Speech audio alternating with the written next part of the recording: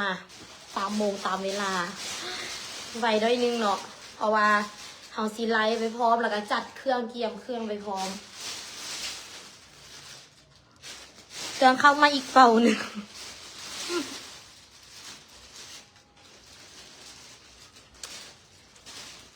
ไผ่พร้อมเอฟเน่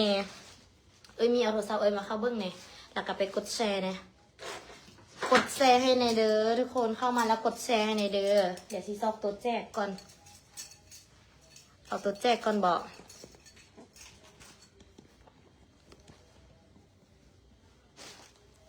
มื้อนี้เครื่องหลายแหงเนาะมีแต่ตัวแบบน่าฮักตะมุตะมิแล้วก็มาปล่อยออกตัวถึกๆราคาแบบถึกๆเลยกดแชร์ให้ลิกในเด้อกดแชร์แล้วมาคอมเมนต์ว่าแชร์แล้วเดี๋ยวลิกมาแจกก่อนเดี๋ยวขอแจกตัวหนึ่งก่อนเอาแขนมันคือหลุดมาอยู่นี่แจกตัวไหนวะแจกเสื้อแลนจ้ะยามนี้ยามหนาวเนาะทุกคนนะเสื้อแลนมือนึ่งเลยลิซี่แจกให้เข้ามาแล้วกดไลค์กดแชร์ให้ลิกแล้วมาคอมเมนต์ว่ากดแชร์แล้วเดี๋ยวลิกเปิดกติกาให้ลิกก่อนเนาะกดแชร์นึงก็ได้คนละแชร์ให้ลิกแน่เดี๋ยวลิกแจกเสื้อแลนตัวนี้เป็นเสื้อแลนมือนึ่งเลยที่ลิกขายเนาะยามหนาวคุณนี้สินะ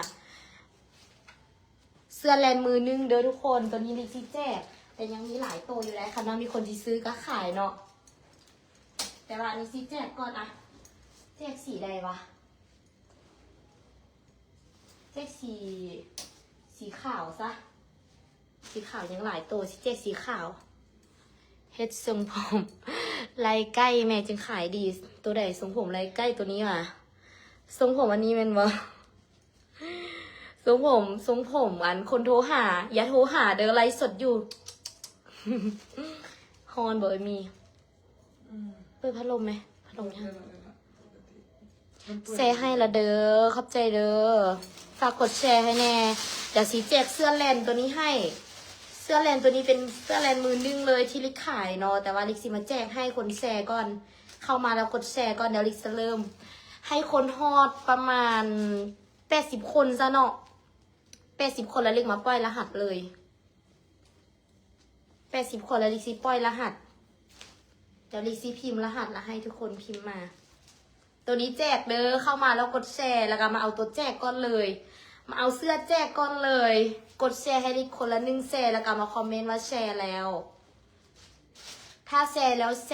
วพิมพ์มาว่าแชร์แล้วให้ลิกในเด้อเดี๋ยวลิกจะแจกเสื้อแลนตัวนี้ไปให้ย้ำหนาวแบบนุ่มๆงามไปเลย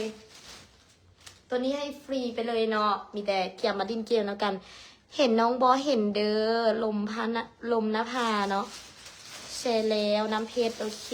พิมพ์ถ้าแชร์แล้วพิมพ์มาแชร์แล้วมาให้ลิกแจกตัวนี้ให้เด้อตัวยูรูนี่มันห้อยกว่าได้เด้อคนเข้าเบิ้งฮอต80 คนละตัวพวกนี้มันห้อยมีแต่จับมาให้น้องก็ได้นิสัยมีโทรศัพท์เว้ยเข้าเบิ้งไลฟ์สดดูกดแชร์แล้วอ่ะสบายดีคนเข้ามาเบิ้ง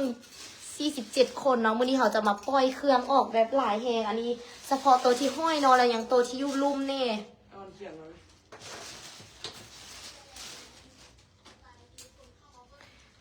แจกเฮอได้จีนุ่งไปเที่ยวทะเลแจกอันนี้ว่ะเอาอันนี้ไปนุ่งเที่ยวทะเลเลยบอกเซแล้วนางสอนสวรรค์ขอบใจเด้อสบายดีหนิงฝากกดไลค์กดแชร์ให้ในเด้อทุกคนคนละ1 ไลค์1 แชร์แล้วมาคอมเมนต์ว่าแชร์แล้วเนาะเสื้อกันหนาวมีโอ้ยมื้อนี้มีหลายแฮงเด้อเสื้อแบบตั้งประเทศมีครบปล่อยออกตัวละกันเกือบบ่ฮอดแสนเนาะถ้าตัวแพงสุดก็100,000ปลายใครอยากได้เสื้อแบบทึกๆเอาไปนุ่งสินะมันเป็นเครื่องแบบเครื่องที่เท่านุ่งท้ายหุ้มเทือน1 2 เทือนแล้วก็บ่ได้นุ่งอีกเลยให้เสียงขวางหนาวแจ้งให้แน่ได้อย่ามาลิ้นเกมน้ำกันเนาะให้คนฮอต80 คนแล้วลิกซีมาปล่อยรหัสเลยแชร์ให้ลิกคนละ1 แชร์เด้อคนละ1 แชร์คนละ1 ไลค์ให้ลิกแน่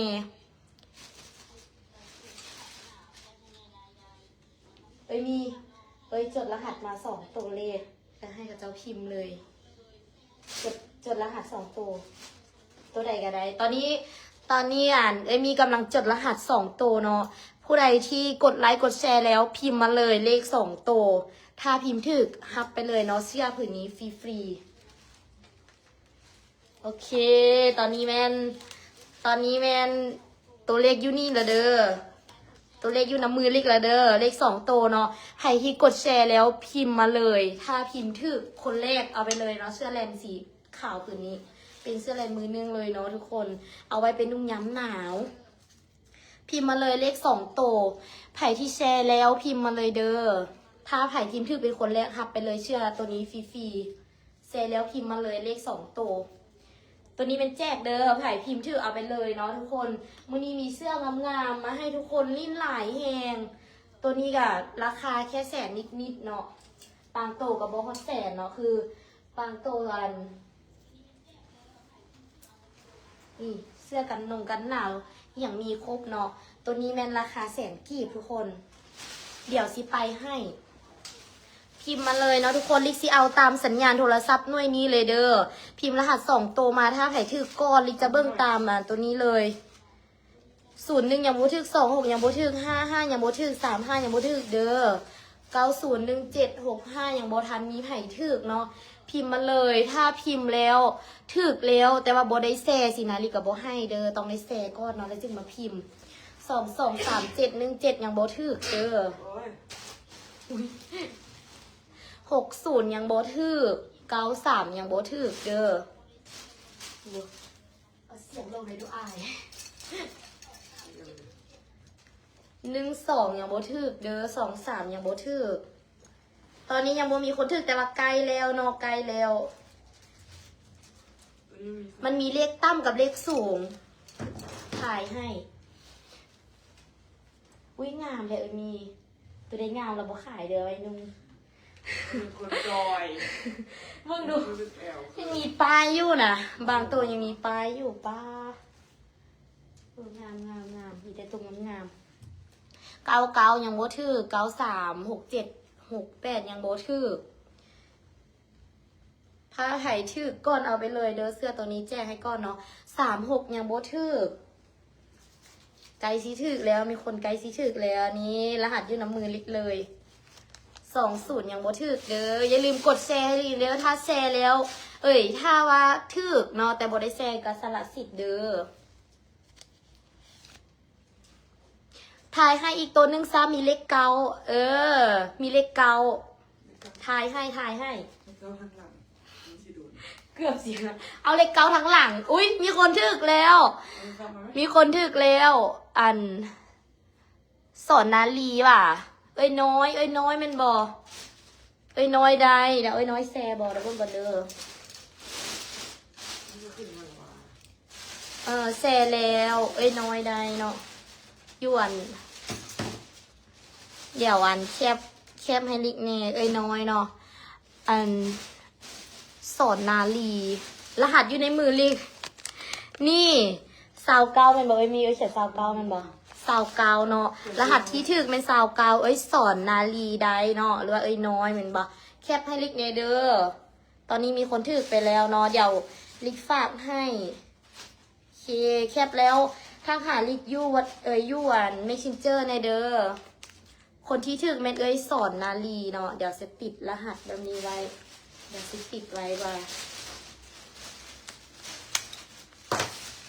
มีบิ๊กเด็ก เอาไปหมดแล้วนะเอามาเข้าดูตรงนี้เลย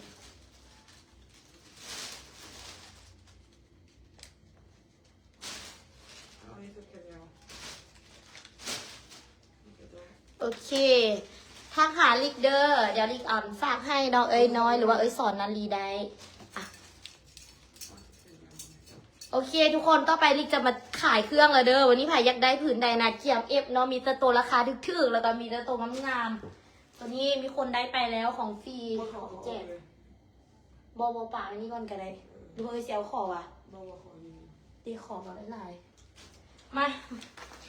เอาเสื้อหนังก่อนปล่อยเสื้อหนังผืนนี้100,000 กีบ100,000 กีบมีพิมพ์รหัสมารหัส เอหนึ่งเลยเนาะเอหนึ่งเลย A1 รหัส A1 100,000 กีบ100,000 กีบรหัส A1 ถ้าไผ่เอาพิมพ์รหัส A1 เด้อ100,000 กีบเสื้อหนังคุ้มแพงทุกคนเอาไว้เป็นนุ่งย้ำหนาวนี่เลยอุ้ยงามอ่ะ A1 เด้อ100,000 กีบเสื้อหนังตัวนี้เนาะคน SM อย่างนุ่งใดคือดีนุ่งกับประมาณนี้เนาะทุกคน งามอุ้ยงามเองคนงามเลยเสื้อ เสื้อหนังแสนกีบเด้อรหัส A1 แสนกีบรหัส A1 แทบมานี้ก่อน อันลิกเอาอันนั้นเด้อลิกเอาอัน เน็ตอะไร เน็ตอัน ตัวนี้นะ แทบมานี้ก่อน แพบมันอีกก่อนได้แล้วว่ะ เออ A1 โอ้เพบ อันแพบมันอีกก่อนได้เด้อ A1 แคบแล้วทักหาลิกเด้อแคบแล้วทักหาลิกเนาะ A1 แสนกีบ มาเกี่ยวให้เลย อ่ะตัวเขียนนะ โอเค มีคนได้แล้วเด้อทุกคน มาเสื้อตัวต่อไปเนาะ ตัวนี้ทุกคน เสื้อแบบไปตั้งประเทศ อ่ะใครอยากได้ตัวนี้ งามเฮงตัวนี้150,000เด้อ เท่าไหร่แล้วนี่100,000ซะ A2 100,000อุ้ยงามเฮง100,000เด้อตัวนี้ A2 A3ไปเลยเด้อ โอเค ตัวนี้ A2 เนาะ100,000อุ้ยทุกคนฟิลแบบคุณหนูคุณใจแฮมือไหมทั้งในมันเป็นแพรแบบ คือเนาะ งามๆหึ คือเนาะ ตัวนุ่มแต่ละนุ่มคือคือพิวไปต่างประเทศอะไรทำไม A2 เด้อ100,000 A2 ไผ่ได้เอ้ยมี นางนิลกรโอเค นางนิลกรได้เนาะแคปแล้วทหารอีกเด้อ A2 นางนิลกรได้นิลกรได้เด้อ A2 100,000วันกี่คุ้มแฮงทุกคนคุ้มโคตรคุ้มเลยมึงน่ะ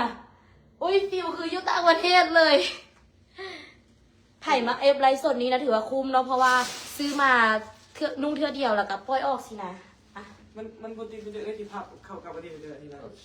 A3 อันนี้ก็ตั้งประเทศอีกแล้ว ตั้งประเทศอีกแล้ว ตัวนี้ตั้งประเทศอีกแล้ว เอาไว้ตัวหกเมือง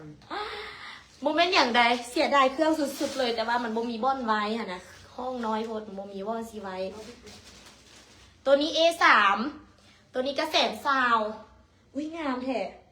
มีเสแอลบอยมีตัวนี้ ตัวนี้100,000เด้อ A3 100,000พันกีบทุกคน อันนุ่งแล้วโบฮอนเด้อเพราะว่าทั้งในมันเป็นแบบนี้เนาะนุ่งแล้วโบฮอน พวกนี้น่ะ 100,000 A3 ตัวนี้น่ะจะฟรีไซส์ SML SML ใส่ได้เนาะ XL คือเลขนี้น้ำหนัก50-51สินะไส้ก็จะประมาณนี้ A3 เด้อตัวนี้ A3 100,000ทุกคนอุ้ยถือโคตรบอสนุ่งเทื่อเดียวเนาะ A3 100,000ทุกคน A3 100,000ประมาณนี้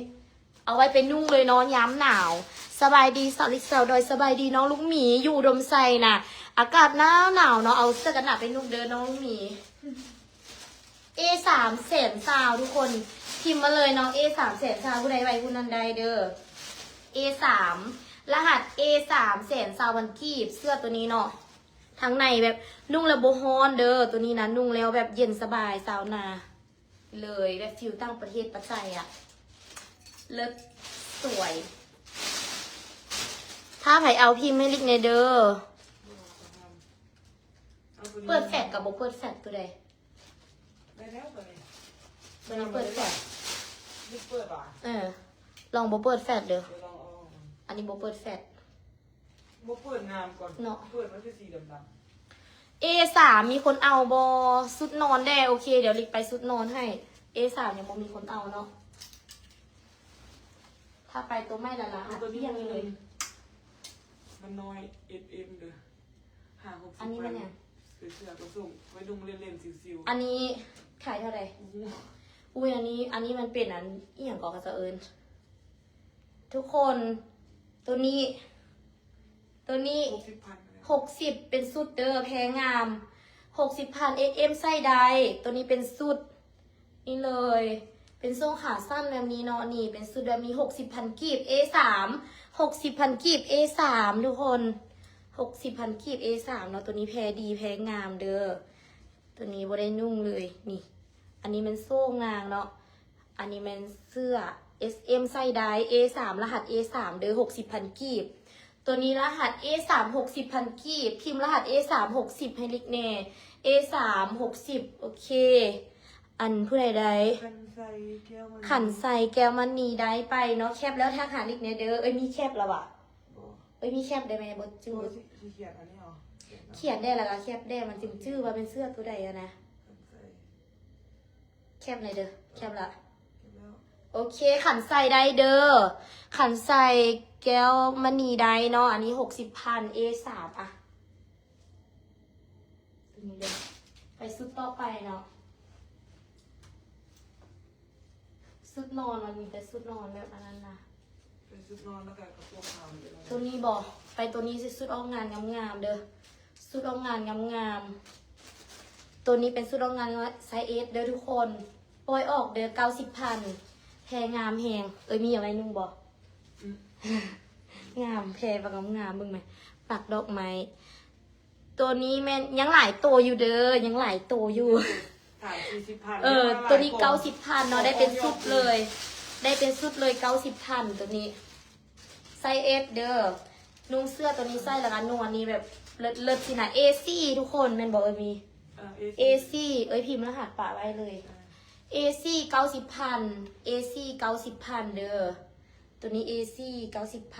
90,000กระโปรงขาวแน่โอเคเดี๋ยวไปเทละน้อยเด้อเอซี่มีคนเอาโบตัวนี้เอ ก็ ซี่ ถ้าที่พวกเราเปลี่ยนเป็นร้านใหม่เลยนะ โอเค เสื้อแขนยาวได้เอาตัวนี้ เอาอัน มา นี้สุดสูงเคยทำกันยาว80กระบอก เกียบเลยสิขายลุดทึนนะได้เดี๋ยวไปสุดนอนให้เด้อทุกคน ตัวนี้มันส่งป้าแพ้ดีแหงเบิ้งก่อนเด้อเบิ้งตามเดี๋ยวสิเอาอันนี้เป็นส่งเด้อซื้อซอยกันเนาะอันนี้เป็นส่งอันนี้เป็นเสื้อทุกคนเป็นสุดแบบนี้แสนกีบเด้อทางโซ่แล้วก็ทางเสื้อตัวนี้แสนกีบฟรีไซส์เนาะ S M L ใส่ได้ S M L ใส่ได้เด้อทุกคนตัวนี้อันอีหยังก็เท่าไหร่แสนกีบเนาะแสนกีบทุกคนแสนกีบอย่าง A5 เอา A ซี่โบมีเหรอ A5 ไปเลย A5 ทุกคนตัวนี้ A5 รหัส A5 เด้อแสนกีบได้เป็นชุดแบบนี้ไปเลย A5 แสนกีบทุกคน A5 แสนกีบเอาวอถ้าเอาพิมพ์รหัสให้ลิกเน่ A5 มุ้ยได้เนาะแคปแล้วทักหาลิกเนเด้อแสนกีบมีเขียนแล้ว โอเคแคปพร้อมแคปแล้วทักหาลิกเด้อโอเคอะ A5 สุดนอนมันเดี๋ยวสิป้อยให้สุรา19,000ไปเดี๋ยวสิไปไวๆให้เด้อสุดนอนเลยมีเขียนรหัสเลยบางตัวกับมือหนึ่งบางตัวกับมือสองเด้อของเจ้าเนี่ยเจ้าไหนกับเจ้าแม่บางตัวกับมือนึงบางตัวกับมือสองเด้อทุกคนเดี๋ยวไปสุดนอนไวๆให้เนาะมีประมาณนี่ได้เดียวมาเริ่มเลยตัวนี้ทุกคน 19,000 กีบเป็นทรงขาสั้นเด้อ A6 19,000 กีบ A6 19,000 กีบเป็นทรงขาสั้นแล้วก็เป็นเสื้อแบบนี้ A6 19,000 กีบไผ่ใดไผ่ไวคนนั้นใดเนาะ A6 19,000 กีบ A6 19,000 กีบพิมพ์มาเลย สุดนอน 19,000 เอาไปนุ่งนิ่มเด้อทุกคนเอาไปนุ่งแบบอันนั้น A6 แคบแล้วทางหาลิกเด้อแคบแล้วทางหาลิกเนาะ A6 อันนั้นได้หวนวะซื้ออย่างสีหาลาด 19,000 กีบแคบแล้วทางหาลิกเด้อสีหาลาดได้แคบแล้วอะไรมีอ่ะมาตัวต่อไปอันนี้ก็ 19,000 กีบตัวนี้โบได้นุ่งเลยตัวนี้ก็ 19,000 กีบเด้อเป็นทรงขาสั้น A7 ตัวนี้ A7 19,000 กีบ A7 19,000 กีบผู้ใดไวคนนั้นได้ลิกจะเอาตามสัญญาณโทรศัพท์เนาะคอมเมนต์ผู้ใดขึ้นก็ลิกจะเอาให้คนนั้นเด้อยังมีหลายตัวอยู่นะทุกคน A7 ไม่แก้วมอนจันทร์อยู่วะแก้วมณีจันทร์ไม่แก้วมณีจันทร์ ไม่แก้วมณีจันทร์ได้ว่ะ A7 แม่นบอกของน้องยังบ่ขึ้น เราพิมพ์ A7 A6 อยู่นี่ ไม่แก้วมณีจันทร์ได้เนาะแคปแล้วทางหาลิกเด้ออันนี้ A7 หรือ A6 เราพิมพ์ทั้งสอง A7 A6 A7 อ่ะ โอเคแคปแล้วทางหาลิกเด้อไม่มณีจันทร์บอก ไม่แก้วมณีจันทร์ โอเคมีแคปให้เห็นซื้อเฟซเราแล้วก็สุดไง โอเคไปต่ออ่ะสุดนี้เป็นสุดขายาวทุกคนสุดทรงขายาวเด้อ29,000กีบเด้อตัวนี้เป็น A8 มีคนพิมพ์ A8 มาแล้วA8 กับ A8 เนาะอันบุญอหย่างบ่มีเก็บปลายทางเด้อทุกคนโอนฝากอย่างเดียวเนาะไผอีโบพร้อมละบ่เอฟเด้อตัวนี้29,000กีบเด้อ A8 29,000กีบแม่นไผใดก็ ก็มาตามนี้ด้วย ไผใดมี เดี๋ยวของเอ้ยเป็นป้อมสีดาวง ปอมสีดาววงใดเนาะ A8 29,000กีบเด้อสุดขายาวแขนยาวแบบนี้เนาะ A8 29,000กีบปอมใดเด้อปอมใดเนาะแคปแล้วถ้าหาลิกเด้อตัวนี้29,000กีบเนาะขายาวแขนยาวตัวนี้อ่ะตัวนี้ก็แขนยาวขายาวเด้อทุกคนแขนยาวขายาว29,000กีบ A9 29,000กีบ A9 เนาะถ้าลิกอ่านซื้อผู้ใดแล้วแม่นจึงแม่นผู้นั้นใดเด้อ29,000กีบ A9 A9 29,000กีบ เดี๋ยวดิกกี้ A9 29,000กีบ จอนนี้บอยเนาะขายถึง10 วันออกแล้วมันบ่มีบ่อนไว้มาซัน A9 ล่าได้เด้อ พูดเลย ล่า ล่าจันทวงศ์ ล่าจันทวงศ์ A9 ล่าจันทวงศ์ได้แคปแล้วทหารลิกเด้อ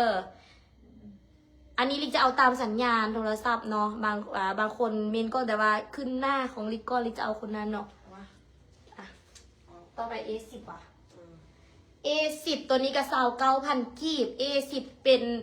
สุดยาวแล้วก็ส่งขาสั้นเนาะเป็นสุดยาวแล้วก็ส่งขาสั้น A10 เด้อ A10 ตัวนี้ A10 ทุกคน เก้าว่ะ 29,000กีบ A10 29,000กีบตัวนี้ A10 หรือว่า A10 เนาะ29,000กีบไผขึ้นก็แล้วให้คนนั้นเด้อ A10 29,000กีบขึ้นบ่เอ่ยมีตัวนี้เป็นสุดยาวแบบนี้แล้วก็ส่งขาสั้นสุดยาวแบบนี้ส่งขาสั้นโอ้ยสวยอ่ะสวยอ่ะทุกคนแต่ว่าสุดเรียมันมีหลายเกินจนว่าบ่มีบ่อนไว้เนาะก็เลยว่าได้แบบปล่อยออกนิธิดา นิธิดาน้อยได้นิธิดาแคบเด้อแคบแล้วทางหาลิกเด้อ29,000กีบแคบแล้วทางหาลิกเด้อนิธิดาได้ก่อนแล้วนอนนิธิดาได้ก่อนอ่ะตัวสุดท้ายสุดนอนตัวนี้ก็29,000กีบหน้าหักแหงลายกระตุนตัวนี้ A11 เด้อ A11 เดี๋ยวจะไปปล่อยเสื้อยืดให้นำเด้อตัวนี้ A11 เป็นไผ่ใด เต่า เต่าอ่ะ เต่าใดเด้อ A11 เต่าใด เอ้ยพ่อมาดิ เต่าใดแคบแล้วทักหาลิกเด้อ เต่ามาลูกเอ้ยมาดิ ขึ้นบ่ ฟ้า เน็ตซ่าว่ะเต่าใดเด้อแคบแล้วทักหาลิกเด้อ A11 29,000กีบเต่าใดเนาะ ข้างไป โอเค แบบ เน็ตค้างเนาะเดี๋ยวให้แอดมินแคปเต่าใดเนาะตัวนี้เต่าใดเด้อโอเคแคปแล้วเนาะอ่ะตัวต่อไปทุกคนจะเป็นเสื้อยืดเอาไว้นุ่งแบบงามๆตัวนี้น่ะงามแฮงนะฮักแฮงเนาะตัวนี้35,000กีบตัวนี้ A12 เด้อ35,000กีบเป็นเสื้อยืดเนาะแพรบางงามๆลิกซื้อ290 บาทแต่ว่ามาปล่อยออก35,000กีบตัวนี้ A12 เนาะตัวนี้35,000กีบ A12 เป็นเสื้อยืดเด้อ SM ไส้ได้เนาะ A12 ทุกคน A12 เด้อตัวนี้ A12 35,000กีบ A12 35,000กีบเป็นเสื้อยืดโอ้ยงามเด้ไม่อย่างใดไผใด คำก่อน คำก่อน ชัยวงศ์ โอเคสิเอาตามอันแอดมินเดอร์ A12 คำก่อนใดมันปะแคปแล้วทางหาลิกเดอร์35,000กีบคือโบเห็นขึ้นของน้องเน็ต อยู่ที่ ซ่า หลายคนละเป็นน้ำพุงตัว อ่ะ กระโปรงกระโปรง เอ้ยแคปละตี แคปไปแล้วไปกระ โอ โปรง เค ขาวแล้วเนี่ยจะถามอะไรล่ะ กระโปรงอ่ะ ตัวนี้บอกตัวนี้ทุกคน ตัวนี้เป็นกระโปรงแบบ แล้วก็เสื้อมันเป็นยังซีเนาะเป็นบอกเอ็มพี เออ โมเมนต์ที่บ เรา อก มาทั้งหลังอะไรนะเกาะคอเรามาทั้งหลัง โมเมนต์แบบนี้วะ เออโอ้ แบบใดวะแต่ง จำออกก่อนตัวออกก่อนตัวออกจากตัวก่อนดิอันนั้นไปทั้งหน้า เออเรามาทั้งหลัง แบบนี้ โมเมน โมเมนต์ ออกก่อนอันนั้นเป็นเกาะคอคนนั้นน่ะทั้งหน้าแบบนี้แบบนี้มันบอก โมเมน แบบใด เอาตัวนี้น่าไปทั้งหลังแบบนี้ แบบนี้แหละอันนี้เกาะคอสินะทุกคน แบบนี้ประมาณนี้เนาะแล้วก็มีกระโปรงตัวนี้80,000เนาะ80,000กีบตัวนี้จะเป็นอันนี้ A13 เป็นปะ A13 เป็นไผ่ใด A13 ตัวนี้ แล้วพิมพ์ก่อนละบอกนะคะ 80,000ตัวนี้เด้อ เอา ได้แต่อันนี้ก็คุ้มแล้วอุ้ยงามแท้อันนี้นะไปซื้อยูฮาซะบอกกระโปรงก็200,000ปลายละได้ ตามเน็ตเด้อ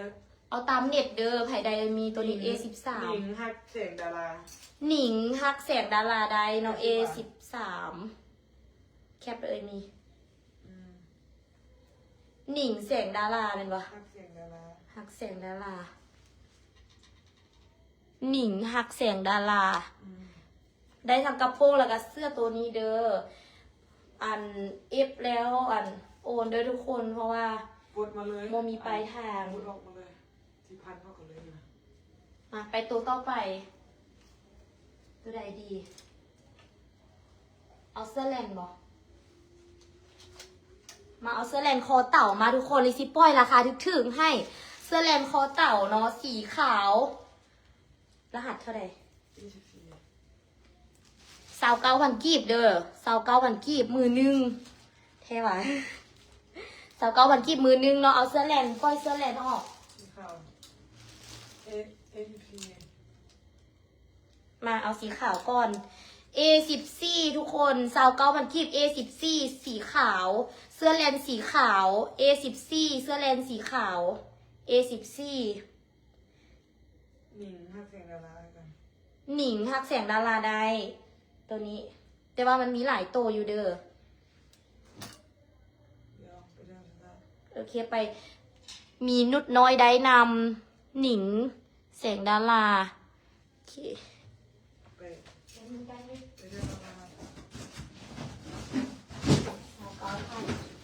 เกินเนาะ เอามาสี อ่ะ เอามาสีขาวกินเลย แป๊บนึงเด้อนับมาก่อนมาได้จากคนได้หลายคนอยู่ขายลึกขึ้นเลย ลงจะผลATP หญิง เดี๋ยวนี้ได้หลายคนอยู่เนาะ มันได้จะคนก่อน นี่มีของที่6-7 คนได้ หญิงแล้วก็เขี้ยวอย่างอันนี้อ่านบ่เป็น แคปแล้วทางหาลิกเดอร์ได้7 คนเนาะเดี๋ยวอันลิกซีแคปเอาว่าไผ่ได้แน่ มีบี้แล้วก็มีบี้รจนาคนหนึ่งให้เป็นATP เว้ยเนาะ แมน A14 1 2 3 4 5 6 7 เจ็ดคนว่ะ แมน A14 ได้7 คนเด้อตัวนี้ บี้รจนา บอกกันจะแน่ มีไผ่แน่ มีได้7 คนว่ะ มีหนิงแล้วก็มีบี้รจนา คนที่ 2 คนที่ 3เป็นแทบ อันนี้ไม่ของอันนี้ไม่ยัง เอาเสื้อสีในตัวสิติดแต่ละ อ๋อ ตัวแต่ละตัว โอเค อย่าบ่หลง คนที่ 3เป็นแม่นันแทบ29 มีหนิงรจนาได้ละกา คนที่ 3เป็น บี แทบมานี้ก่อน มีแต่อันแอดมินจานันเดอร์แล้วมีแต่อันทักหาเนาะว่ามีไผ่ได้แน่ คนที่ 4แมนนุยเอ็น เอ้ยเขียนแล้วละอัน เอ็นเขีย เอ้ น ยอันอ่านให้หน่อยเด้อไผ่ได้แน่ A14 ได้7 คน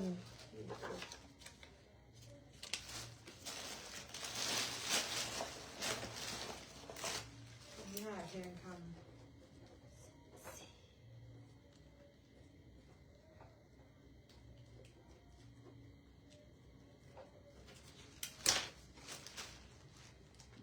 เดี๋ยวอย่าเฝ้าพิมพ์เด้อทุกคน บางคนก็พิมพ์ไปว่าA15แล้วเดี๋ยวเด้อมาเดี๋ยวสินับสีขึ้นข้างเนาะเอาสีอย่างนอกแบบนี้อุ้ยได้เดนอย่างได้อยู่มีเด็ก8 คน9 คน10 คนได้หลายเนี่ยได้10 คนกูนะเสื้อแลนขาวได้10 คนเด้อทุกคนมือนึง29,000กีบซื้อไปขายกันยังได้กำไรแล้ว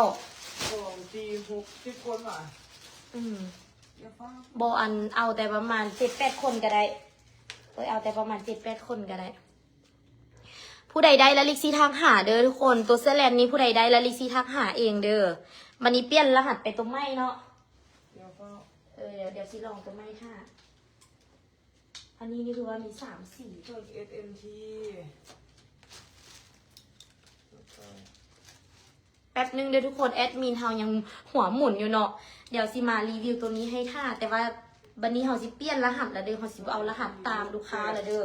ลูกค้าหูทันบนเดี๋ยวสิเปลี่ยนรหัสไปทางไม่แล้วเนาะตัวนี้เป็นมือนึ่งเลยทุกคนตัวนี้เป็นมือนึ่งเนาะเดี๋ยวเฮาสิเปลี่ยนเป็นรหัสแบบสูงๆไปเลยโบฟ้าวพิมพ์มาเด้อโบฟ้าวพิมพ์มาเนาะเดี๋ยวลิจะเปลี่ยนรหัสแล้วเบิ่งเนาะอันนี้เป็นสีดำอันนี้เป็นสีน้ำตาลอันนี้เป็นสีน้ำตาลอันนี้เป็นสีแบบอันนี้สินะทุกคน นุดน้อยก็ได้เด้อ โอเคมีแต่ว่าอันผู้ใดที่ทันแคบ คนเด้อ ผู้ใดที่ทันแคบอัน 2 4 6 8 ตัวสีขาวนะทางหาลิก 10 ตัว ประมาณ7-8 คนก็ได้ มีแต่ว่าถ้าผู้ใดแบบอันนั้นมานะคะจึงเบิ่งว่าถ้ามันเหลืออะไรจึงให้กับเจ้าก็ได้ยูนี่มี10แต่ว่าเขียนได้จาก เขี โต ยน แล้ว เก้า โอ นะ เค เอาไปเดินไปเลย โอเคป้าขาย10 ตัวได้เงิน มาทุกคนวันนี้เปลี่ยนรหัสเนาะเอารหัสอย่าง B1 บ่ B01 เนาะสีดำ B01 สีเหลือง B02 สีน้ำตาล B03 พิมพ์มาทุกคน B01 B02 B03 สีดำ B01 เท่าไหร่ อันนี้แมนปกติอันนี้เป็นมือนึ่งเลยทุกคนนี่ ที่ดูดไว้เราเนี่ยขายเล่นๆอันนี้ บ่มีระบบดูด เขาไม่ได้เป็นแม่ค้า แมนอันนี้เขาขายเล่นๆเลยตัวนี้ลิกขายออกเผื่อดึง69,000กีบ B01สีดำเนาะ B01 สีดำ69,000กีบ คันไซแก้วมณี B01 69อ่ะ แมน69,000กีบเด้อ คันไซ01นะ ขันไซแก้วมณีได้เนาะ69,000กีบ B01 อ่ะสีดำเขียนใส่นี้สีดำอย่างสิก็ได้ บอกพับ ตัวนี้02 69,000กีบยังมีป้ายอยู่เลยเนาะ69,000กีบ02แม่นไผใด B02 69,000กีบสีนี้เด้อ B02 ไพวัน B03เอา B03ไปแล้วก่อน B03 ไพวันเอียงเปิด B03 ให้ไพวันก่อนเด้อ B03 ไพวันสรพินแคปให้ในเด้อ B03 69,000กีบ เอาอันสีใดสีน้ำตาลวะเอามาขึ้นอีกแล้วไม่สีเขียวนะ สีนี้แหละแคปเลยเอมี่แคปสีเลยสีนั่นแหละเอาไม่ เอาบอกอันนั้นเอา แคปเลยไหม อันนี้ B02 ไผ่ใด B02 แม่นไผ่พิมพ์ก่อน ตัวนี้ B02 69,000กีบ ไปตัวนี้รถตู่กันเลยจะไปตัวลายตู่กันข้างคอเลย ตัวนี้ B02 ไผ่ใด เดี๋ยวเอาคนพิมพ์น้ำอิดเนาะ นี่คือ2เม็ดดาวสาวลาว ดาวสาวลาวได้เด้อ B02 69,000กีบ69,000กีบ B02 สาวดาว ดาวสาวลาวได้ B02 โอเค ไปตัวนี้ มาเดี๋ยวเอาตัวนี้ ตัวนี้งามแหงตัวนี้ลิปต้อยให้69,000กีบเป็นเสื้อแบบเสื้อแขนยาวแล้วก็มีลายหัวใจแบบนี้ ที่เป็นอันนั้นเลย ค่อยคือสิบอยากเทือได้แล้วเด้อดาวสาวลาวเจ้าได้เด้อ B02 แม่นลาวสาวดาวได้เนาะอ่ะตัวนี้69,000กีบ นี่เป็น A15 เลยมันเนี่ย A15 อ่ะ A15 เด้อตัวนี้รหัส A15 69,000กีบเป็นเสื้อแขนยาวเป็นเสื้อแบบคลุมสินะทุกคนเสื้อคลุม A15 69,000กีบ A15 69,000กีบ เอาหนีก่อนอันนี้ A15 เอาไปเท่าละทีเดี๋ยวท่านจะเอามา โอเค มันมาเท่าละ10กันจดมา เดี๋ยวแป๊บหนึ่งเด้อตัวนี้ A15 A15 ขันใส่แก้วมณีได้ไปเนาะ69,000กีบโอเคแคปมี แคปแล้ว โอเคทางหันลิกเด้อแคปแล้วทางหันลิกอ่ะเดี๋ยวไปตรงไหนเสื้อเจ้าที่ใส่มาเอาไปใส่เท่ๆเนาะเอาแบบเท่ๆมา กันพับด้วยกันเลยเนี่ย ตัวนี้นะทุกคนสไตล์เท่ๆเด้อยังมีปลายอยู่เลยเนาะโตกล้ามแขนหน่อยนึงสินะตัวนี้เท่าไหร่มี 60 70 ตัวนี้69,000กีบได้เป็นสุดเด้อไซส์ A16 เลย A16 ไซส์ S บ่ SM SM ไซส์ใดเนาะตัวนี้เป็นเสื้อแบบเท่ๆสไตล์เท่ๆสินะนุ่งแบบเอาเข้าในก็ได้ A16 เท่าไหร่บ่ 69อ่ะ69 69,000กีบเด้อ A16 69,000กีบได้ทั้งส่งทั้งเสื้อ A16 69,000กีบเป็นส่งยีนเสื้อยีนแบบนี้เนาะทุกคน69,000กีบยังบ่ทันได้นุ่งเด้อยังมีปลายห้อยอยู่นี่เลยเฮานุ่งเสื้อแบบนี้เนาะแล้วก็เอานี่สินะประมาณนี้ A16 69,000กีบมันมีนึ่งแล้วก็มือสองปนกันเนาะบางโตกับนุ่งเทื่อนึ่งสองเทื่อบางโตกับโบได้นุ่งเลยมีปลายห้อยก็มี อันนี้เขาจะขายปนกันเลยเนาะนี่เลย69,000กีบ A16 B รจนาได้เด้อแคปแล้วทางหันลิกเนาะ69,000กีบโอเค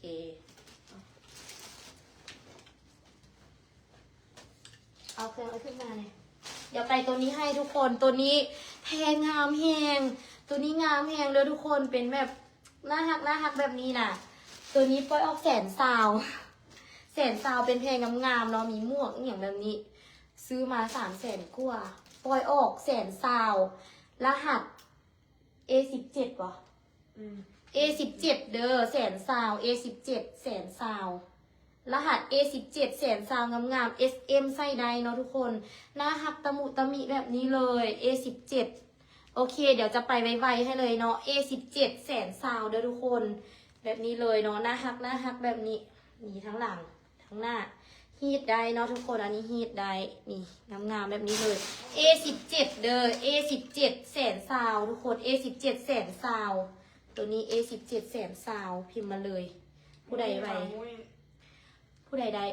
มุ้ยมามุ้ย โอเคแค่แม่เล็กเด้อมุ้ยมามุ้ย เดี๋ยวเอาแคปก่อนนะ แสนซาว A17 มุ้ยมามุ้ยได้อุ้ยหน้าหักหนาตัวนี้ แกะออกเป็นดวงมาเลยตัวนี้มันยูรูมันจับเอาสามารถจับเอาได้เลย อันนี้บอดี้สูททุกคนบอดี้สูทแบบเป็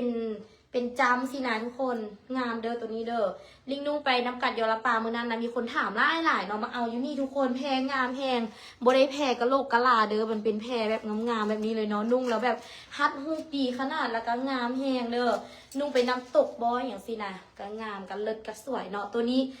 59,000กีบ A18 59,000กีบเป็นบอดี้สูทจำแบบนี้ใส่เทือเดียวไปน้ำกัดยอละปาเนาะใส่เทือเดียวแบบนี้ฮัดฮูบดีแห้งแล้วก็แพรดีแพรงามเด้อทุกคนแพรบางงามๆเลยเนาะเอาไปนุ่งบ่ผิดหวังแน่นอน A18 เท่าไหร่ก่อ59,000 A18 59,000 A18 59,000กีบเด้อทุกคน59,000กีบ A18 เนาะอ่ะถ้าไผ่ใบคนนั้นใดไปเลยงามแหงไผ่ใดเคียวมีวันเป็นบ่เดาเอาเนาะอ่านภาษาอังกฤษบ่เป็นเคียวมีวันเนาะทักหาแน่เด้อทักหาเด้อแคปแล้วทักหาเนาะเคียวมีวันได้ก่อนไปมีแคปแล้วบ่แคปแล้วบ่แคปแล้ว มีสองตัวเลย เดี๋ยวมีสองตัว เออ กับน้ำทิพย์ปะ น้ำทิพย์โบเมนน้ำท่อม น้ำทิพย์โบแมนน้ำท่อมก็ได้เด้อได้สองตัวเนาะเพราะว่ามีสองตัวตัวนี้แม่นบอกมีห่อสร้างพร้อมกันอะไรเนาะ แม่นบอกมีสองตัวน้ำทิพย์กับเคียวมีวันได้สองคนโอเคพี่มันพันใส่กันสองตัวเลย ยูใส่อีกตัวหนึ่ง ตัวนึงอยู่ในห้องเลยอันนี้ไม่เนี่ยอันนี้มีแต่เสื้อป่ะ แล้วก็ อันนี้ ไม่ ไม่ ใช่หรอกลุ่มจะเจอแต่ว่าชื่อมันไม่ใส่ ตัวนี้เสื้อยัง เสื้อมา เสื้อหมาเอาอะยังได้เสื้อหมาไปให้นุ่งลิ้นเนาะตัวนี้10,000มึงมีไปเอาสิเท่ ไว้ อะ แจกกันจะไว้แถมกัน A19เนาะ10,000กีบอะเสื้อหมา อุ้ยบุได้เว้าจังซันบุขายแหละไว้แจกเนาะหรือว่ามีคนเอา10,000กีบ ไม่แถมกันจะ เอามาขึ้นให้น้องไหม จับเอามันมือได้ ตัวนี้ไม่อย่างงามแท้ เป็นเสื้อคลุม เอา A19 มีคนเอาอ่ะ บอกหนึ่ง อันนี้เป็นเสื้อแขนกุดเด้อ A20 เลยเนาะมีปลายห้อยอยู่ฟิลตั้งประเทศอีกแล้วทุกคน A20 เด้อตัวนี้เท่าไหร่วิเป็นเสื้อหนังวะนี่แพรบางงามโอเคเดี๋ยวทุกคนเราเล็กไปให้เด้อตัวนี้ผืนหนึ่ง59,000กีบ A20 เนาะ A20 ตัวนี้ A20 ทุกคน59,000กีบทุกคนเบื้องหนังมันเนาะ A20 แพงค A20 แพงคำใดเนาะ A20 แพงคำใด59,000กีบคุ้มเกินที่มีไปซื้อเท่าไหร่นี่ ำซื้อไปต่างประเทศเอาไปหนุ่ม มีแต่ไฮโซมาขายเครื่อง ไฮโซปลอมอะเอามาเลย นั่นเป็นก็ตัวนี้บอกตัวนี้ทุกคนเสื้อออกงาน ก็คือกัน เสื้อออกงานเดิมมันมีสายใส่แบบนี้เนาะปล่อยออกเนาะ น่าจะไซส์ L อย่างเงี้ย ไซส์ L ตัวนี้นะนุ่งไซส์หุ้นแล้วงามเด้อตัวนี้ไซส์ L 59,000กีบอะปล่อยออก A21 ตัวนี้ A21 นุ่งไซส์หุ้นแล้วงามเด้อตัวนี้มันจะเป็นแบบนี้เนาะออกงานงามๆแบบนี้เลยแพงงาม A21 59,000กีบ คุ้มแพงสูงไฮโซ คุ้มแพงไปซื้อโบได้เลยนี่เศร้ากับโบได้ไซส์ L เด้อตัวนี้ไซส์ L ขอคนไซส์ L เด้อตัวนี้ A21 เนาะ59,000กีบ A21 59,000กีบ A21 59,000กีบเด้อ แคปเลยนั่นเดือนตัวใครได้เขียนเอาพันคนแล้ว ฮะ บางตัวก็เรื่องแคปบางตัวก็เรื่องแคปเดี๋ยวพันเขากันแล้ว ตัวนี้ไม่หยังอุ้ยตัวนี้งามเอ้ยมีอะไรบอก ตัวนี้49,000เดี๋ยวเอาไว้เหี่ย เอาไว้นุ่งงามเอาไว้นุ่งตัวนี้ เอาป้อยตัวนี้ก่อนตัวนี้เป็นเสื้อคลุมเนาะตัวนี้เป็นเสื้อนี้งามแสนซาวเด้อได้2ตัวอ่ะแสนซาวทุกคน ได้ทั้งเสื้อแล้วก็ได้กระโปรงแบบนี้ A22 นี่เลย A22 แสนซาว A22 แสนซาว A22 แสนซาวพันกีบพิมพ์มาเลยเนาะ A22 แสนซาวพันกีบ A22 ถ้าผู้ใดเอาผู้นั้นได้เด้อตัวนี้ได้ทั้งเสื้อแล้วก็ได้ทั้งกระโปรงแบบนี้เนาะทั้งในก็มีซับในพร้อม ใช่ไหนบอกกันได้ไหม ไซส์ S เด้อตัวนี้ไซส์ S SM ไซส์ใด SM ไซส์ใดแสนซาวตัวนี้ ตัวนี้แสนซาว มินไดเนาะแคปแล้วถ้าหาลิกในเด้อมีแคปผู้ใดพิมพ์ก็ละลิงก์ให้คนนั้นเด้อโอเคได้บอกแคปแล้วปะเดี๋ยวไปส่งให้ไม่มีส่งบอกยังไม่ใส่ เอาเป็นว่าเอาสเก็ตยังไม่ต้อง เดี๋ยวสิเอาสเกิร์ตให้ผืนหนึ่ง19,000สเกิร์ต19,000กีบสเกิร์ต19,000กีบ เอาเป็นB01โอ้สูตรหนึ่งมีแล้วบี B มีแล้วอ่ะ มีแล้ว เอาเป็นอันนั้นเอาเนาะ B6 B7ไปเลย B6 เลย เปลี่ยนเด้อทุกคน B6 B06 19,000กีบไซส์ SM เด้อตัวนี้ B06 19,000กีบลิกสิไปสักเกิดมีประมาณ10โตเนาะลิกจะขายตัวละ19,000กีบเด้อผู้ใดทันคนนั้นได้เนาะตัวนี้ B06 19,000กีบ B06 19,000กีบลิกจะปล่อยให้เนาะมีประมาณ10โตนี่แหละตัวนี้ B06 ให้ไหนก็บอกกับเจ้าในดี ตัวนี้ไซส์ SM เด้อไซส์ SM B06 นี่ทั้งหลังจะเป็นแบบนี้ทั้งในจะมีโซ่งเด้อนี่จะมีโซ่งแบบซับในแบบนี้เนาะ B06 B6 คิวมี คิวมีวันไดแคบเฮลิกเน่ SM คิวมีวันไดเนาะ B06 แคบเลยโอเคจืดหน้าอยู่ว่ะ วออันนี้ภาพเข้า ตัวนี้ B07 ตัวนี้ B07 ไซส์ SM คือกันเด้อ ตัวนี้จะบ่มีซับในเนาะ19,000กีบเด้อ เป็นสเกิร์ตยีนแบบนี้19,000กีบ B07 ตัวนี้ B07 SM ใส่ได้ B07 SM ใส่ได้ B07 เด้อตัวนี้19,000กีบ B07 19,000กีบ B07 19,000กีบ 07เจ้าเด้อ มีคนเอาแล้วว่ะ จะได้ไม่ถึง06เลย B07 แล้วเด้อทุกคน06มีคนเอาแล้ว ตัวนี้ก็19,000กีบ มีประมาณ10ตัวเนาะผู้ใดไวผู้นั้นได้เด้อ มีประมาณ10ตัวเนาะมีหลายหน้า B07 พิมพ์มาเลย B07 B07 19,000กีบ B รจนาได้เด้อ B07 เดี๋ยวพาไปเก็บก่อน B รจนาได้แคปเลยใส่ SM อ่ะ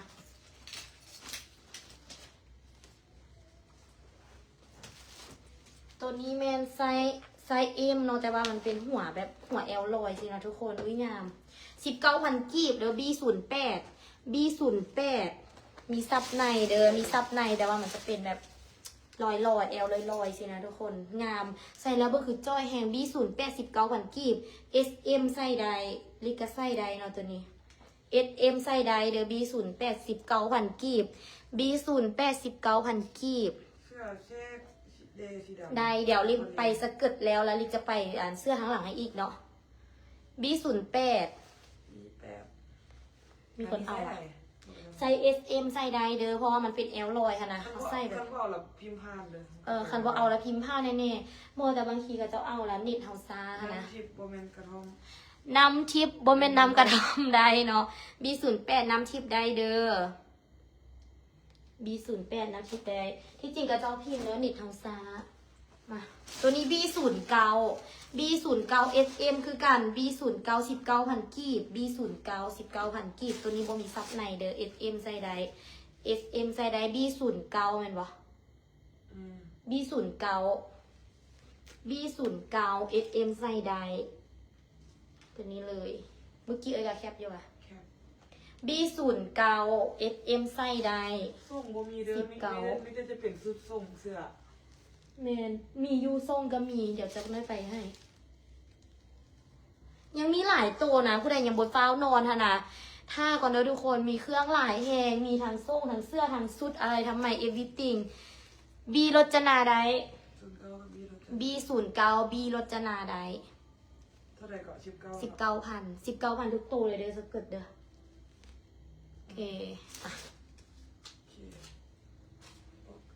ตัวนี้งามแพงตัวนี้ B10 B10 B10 SM ใส่ได้ B10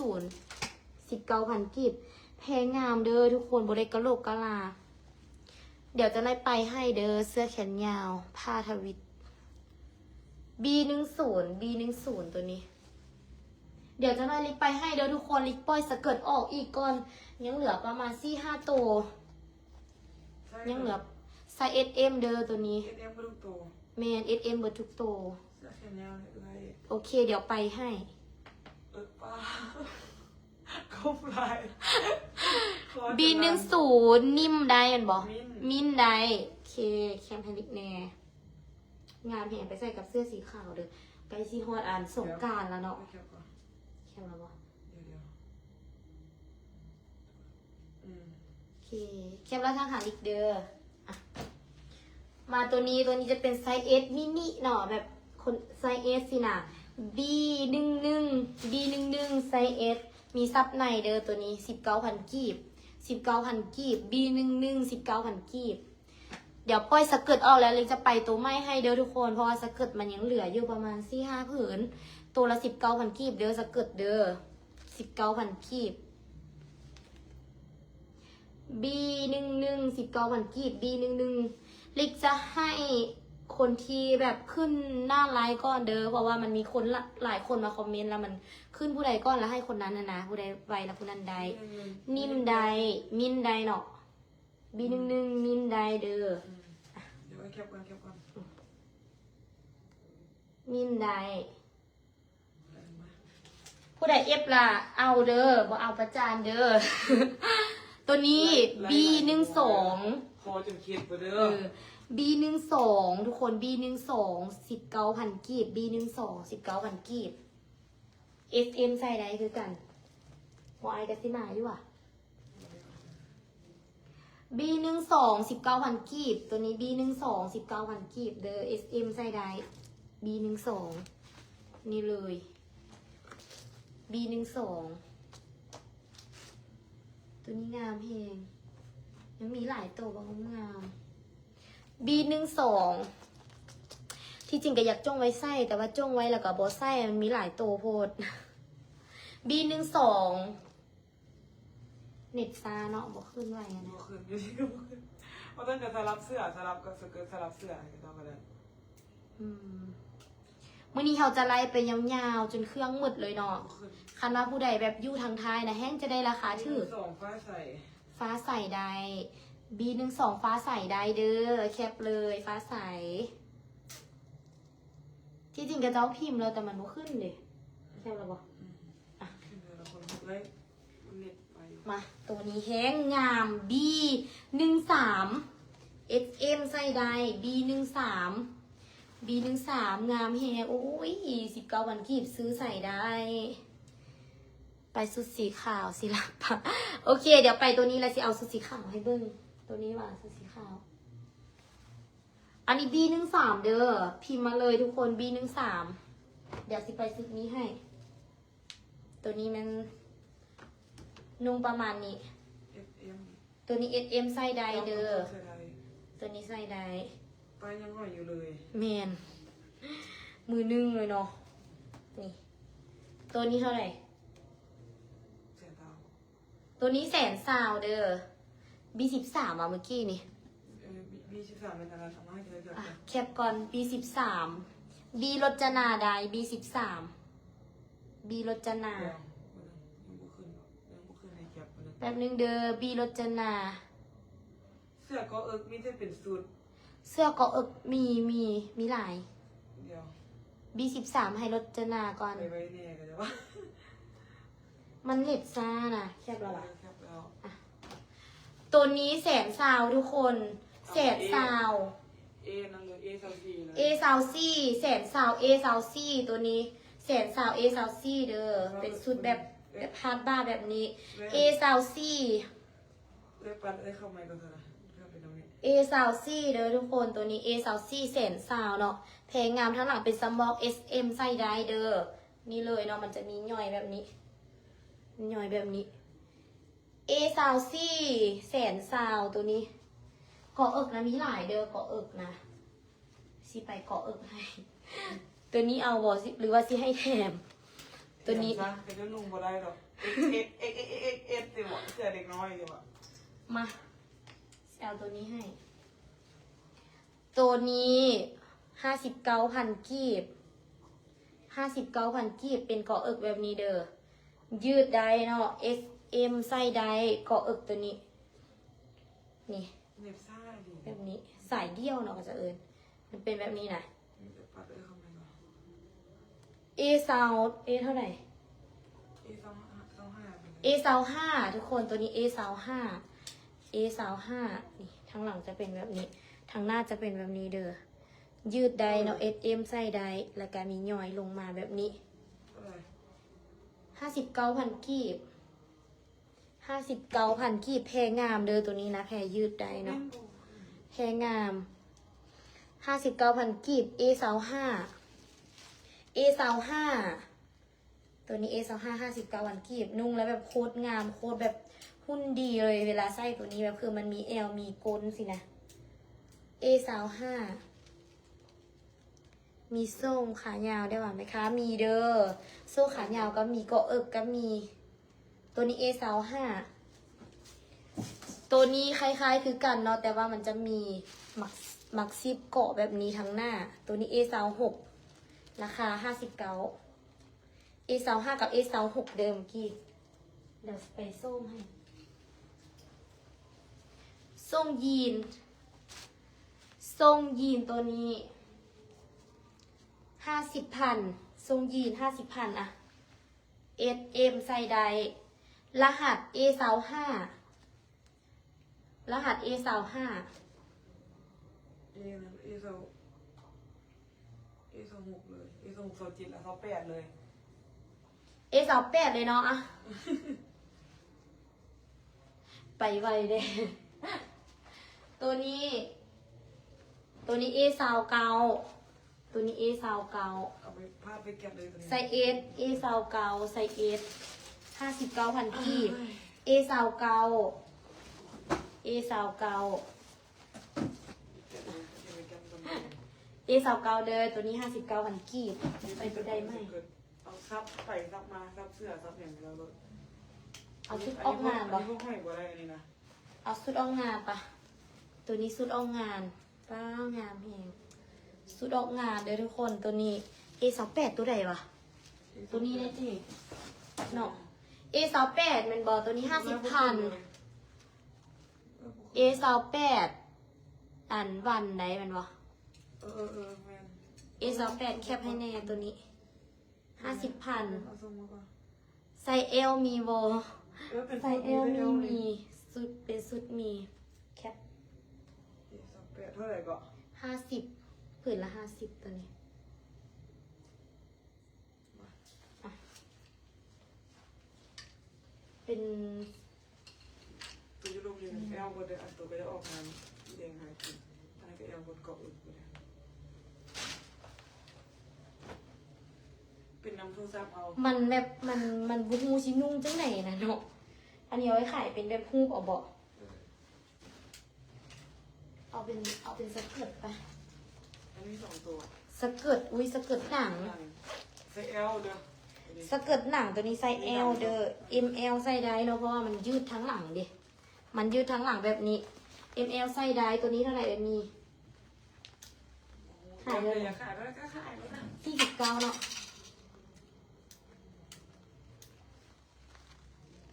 กุหลาบตัวใด ที่ดำกับครีม ตัวนี้มีดำกับครีมเด้อแบบเดียวกันเลย แบบเดียวกันเลย นี่ ดำกับน้ำตาล ดำกับน้ำตาล มีดำกับน้ำตาลแล้วทุกคนตัวนี้ใส่ ML ใส่ได้ ML ใส่ได้เพราะว่ามันมียืดทั้งหลังหรือว่า XML ใส่ได้เนาะนี่มันมียืดทั้งหลังแบบนี้ มีสีน้ำตาลกับสีดำรหัสตัวนี้ A30 ตัวนี้ A31 เนาะ A30 ตัวนี้ A31 ขาย39,000เนาะ39,000ตัวนี้39,000เนอะป้างามแหงจงไว้นุ่งบอก วันนี้หลายเดือน ทางสีฟ้าทั้งหลังในใดเดี๋ยวไปให้เด้อตัวนี้เนาะอันนี้เป็น A31 ตัวนี้ A30 A30 A31 ผืนหนึ่ง39,000 A30 A31 ผืนหนึ่ง39,000 ชื่ออะไรแทรกสีฟ้าทั้งหลังเลยตัวไหนตัวมันอันที่บอกยังมาอีก ตัวนี้วะ แม่ตีแทรกดำนี่เป็นบอก ตัวนี้แซกขาว แทรกดำยี่ไง ตัวนี้ตี มี A30 กับ A31 บีรจนาเอาไว้ โอเคป้าคุ้มแหง B รจนาเอาหมดเลยเนาะ B30 กับ B31 โอเค เอาไปขายที่นี่ ตัวเท่าไหร่ก่อน 39,000 B30 กับ B31 B รจนาใดเด้อ ชื่อเอามา บีจะเขียนบวกเลย ตัวนี้ทุกคนงามแพง มันมีกระโปรงน มีกระโปรงนำกระโปรงก็แบบเป็นแบบนี้เนาะกระโปรงแบบหน้าหักตะมุตะมิสินะตัวนี้สุดหนึ่งเท่าไหร่79เนาะสุดหนึ่ง79,000ทุกคนอุ้ยงามอ่ะเอาให้น้องซะตัวนี้ตัวไหนกันสิเอาบ่ดิตัวนี้ A32 ำ A32 มีคนเอาแล้ว มีคนเอาว่ะ มันมี เอาบอ มันมี เมนบอหรือว่าเราหลงพิมพ์ซื้อ79,000 มันมีบูทอย่าง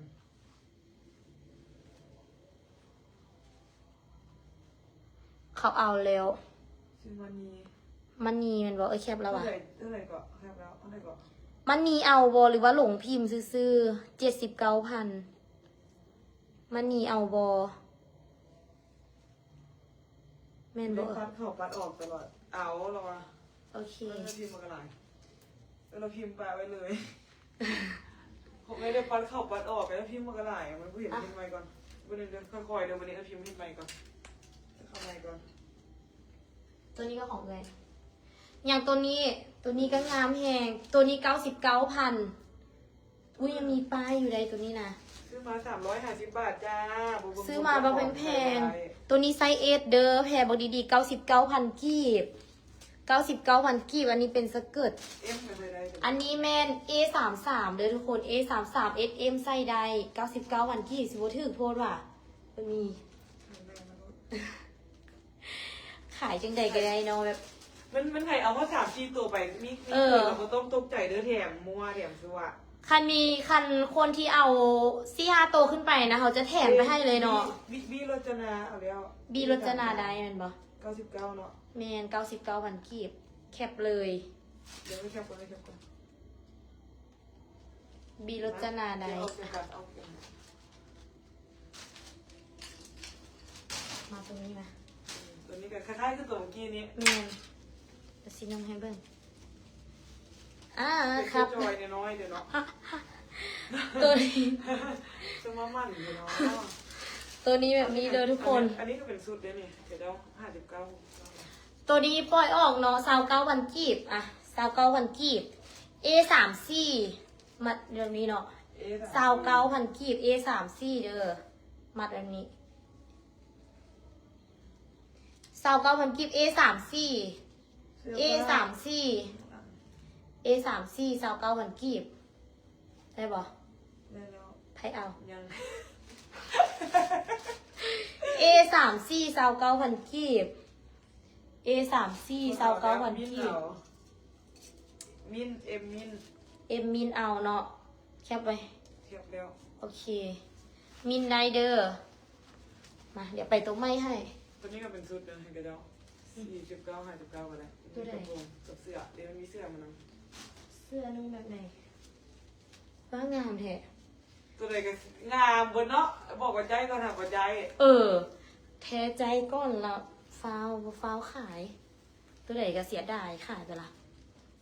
ตัวไหนกับบรู3-4 แสนซื้อ ตัวนี้ขายเท่าไหร่ A35 A35 A35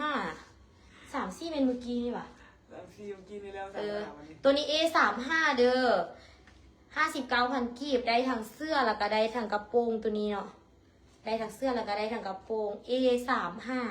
A35 59,000กีบ A35 59,000กีบ ทำรหัสให้กับเจ้าเนยไปเลี้ยงกันแล้วเขาพิมพ์ไว้ A35 59,000กีบเด้อตัวนี้ได้ทั้งเสื้อแล้วก็ได้ทั้งกระโปรงแบบนี้นะคะ มีคนเอาอะไรเด้อไม่ต้องพิมพ์ไปเลย A34 มีคนเอาแล้วเด้อมีคนได้แล้วเด้อทุกคน A34 นะ ตัวเมื่อกี้นี่ไผ่ใดตัวใดล่ะ A34 เด้ตัว29,000อันเด้ อัน วันนี้ป่ะ น่าจะแม่อันนี้ A35 ไผ่ใด นั่นแล้วพร้อมสีดาวง ปลอมสีดาวงใด A35 59,000กีบปลอมสีดาวงใดละเด้อ A35 เดี๋ยวซิไปให้อีก พี่ลูกแม่นันเกาะเออก็มีเด้อเกาะเออเกาะอีก เก้า39เขาเลย ตัวนี้29,000กีบทุกคน ตัวนี้ นุ่ เป็ ม น มาได้ทอก ไซส์เอส มาบ้านยามันยามัน นุ่มได้ A36 A36 เปลี่ยนร้านให้กับเจ้าแม่ ไปตามนี้ก็ได้ A36 เด้อ29,000กีบไซส์เอสเนาะขอคนไซส์เอสป้าขอคนบ่มีขี้โพ้นเด้อ A3 A36 A36 ทุกคน29,000กีบ A36 29,000กีบ A36 39ถ่ายอีนี่ A36 เอ็นนุย เอ็นนุยได้แคปเด้อผู้ใดเอฟแล้วยกเลิกบ่ได้เด้อทุกคนเอฟแล้วยกเลิกบ่ได้เด้อเอฟและโอได้เด้อ KX เอ็มนุยได้A36 29,000กีบแคปแล้วป่ะ แคปแล้วอันนี้ก็39 อย่าสิไปอีกผืนนึงให้เดี๋ยวตัวนี้นะฮักนี่เสร็จแล้วอ่ะ อย่าเฝ้านอนเด้อมีอีกเป็นร้อย มาตัวนี้มาตัวนี้เอามาถึงอย่างวะมีตำหนิน้อยนึงเนาะอันนี้19,000กีบ A37 19,000กีบ A37 19,000กีบเด้ออันนี้เป็นปาดบ้าแบบนี้แล้วก็มีสายมัดเนาะสายมัดแบบนี้19,000กีบ A37 เป็นปาดบ้าแบบนี้ A37 ใครซื้อใครกูเจ็บก้านคอแล้วล่ะพี่เก่งกูก็ยังไม่ได้ A37 เด้อทุกคนตัวนี้ A37 19,000กีบไปมีเขียน 19,000 A37 คนพิมพ์บ่ เปลี่ยนรหัสแน่มันมันโตไปเปลี่ยนรหัสให้กับเราแน่ โอเค มันไม่39เลยลิกเอามันมีเสื้อนำมันทำมี อุ้ยคือของน้องเลย น้องเอน้องบีเอามันมีเสื้อในเพราะว่ามันบอ ร้าก นฝน โอเค มีเสื้อในก็ทิ้งไว้แถวนี้แหละซอกกันเลยแหละ อุ้ยน้องอยากได้น้องสิเอาสีดำแดงสีขาวแดง 39,000พอโอ้ยไม่กับเจ้าโรสอันมัน พ่อ มัน พ่อสิเอา เสื้อในมันแถวนี้แหละ อ่ะส่งยีน50,000เด้อไซเอสส่งยีน50,000ไซเอสเอารหัสอย่างวะเอารหัสดีหรอD01อะD01 50,000เด้อส่งยีนไซเอสD01 50,000 D01 50,000ไซเอสเด้อ D01 เสื้อมันก็หลายคนนะ D01 มึงตัวไหนส้มไปเห็นนาทีอันนั้นใส่กันเด้อเอาใส่แบบใส่เสื้อเอาเด้อแถมเสื้อให้กับเจ้านะเอาตัวนี้แถมเสื้อ D01 50,000งานส่งว้าวเลยทุกคนนี่เนาะงานว้าวเลยนี่งามเพลงแต่ว่าต้องดูได้ ก็ไม่ได้เป็นชุดนะเดี๋ยวเอาอันนี้กับก็ก็ยังพูดอันนี้กับเพลงเว้ยเอาก็แบบมีแขน โอเคเดี๋ยวซีนุ่งให้เบิ้งD01เด้อตัวนี้มาซีนุ่งให้เบิ้งมา ก็แบบมีแขน เกาะเอิกแต่ว่ามีแขน มีใส่เอวมีแขนโอ้ยจะมามั่นเนี่ยโอ้ยพอได้อ้าพอได้มันยัน คือบ่ได้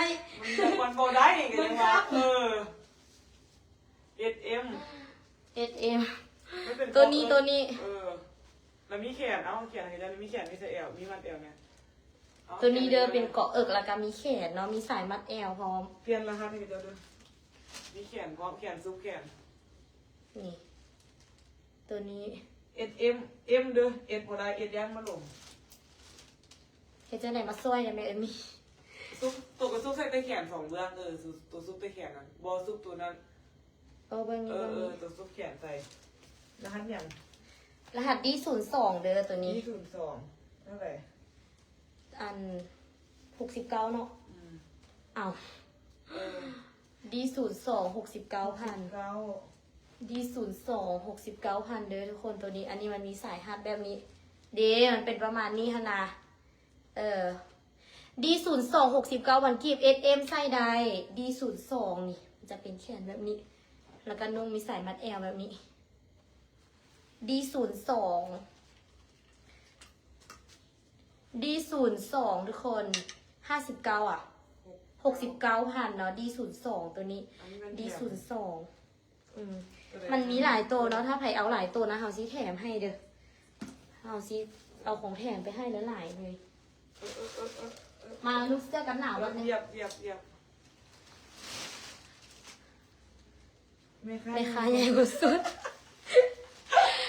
ตัวนี้เท่าไหร่นะอ่ะทุกคนเสื้อกันหนาวเนาะใครที่แบบอยู่อากาศหนาวยามนี้สินะเอาตัวนี้ไปนุ่งเด้อ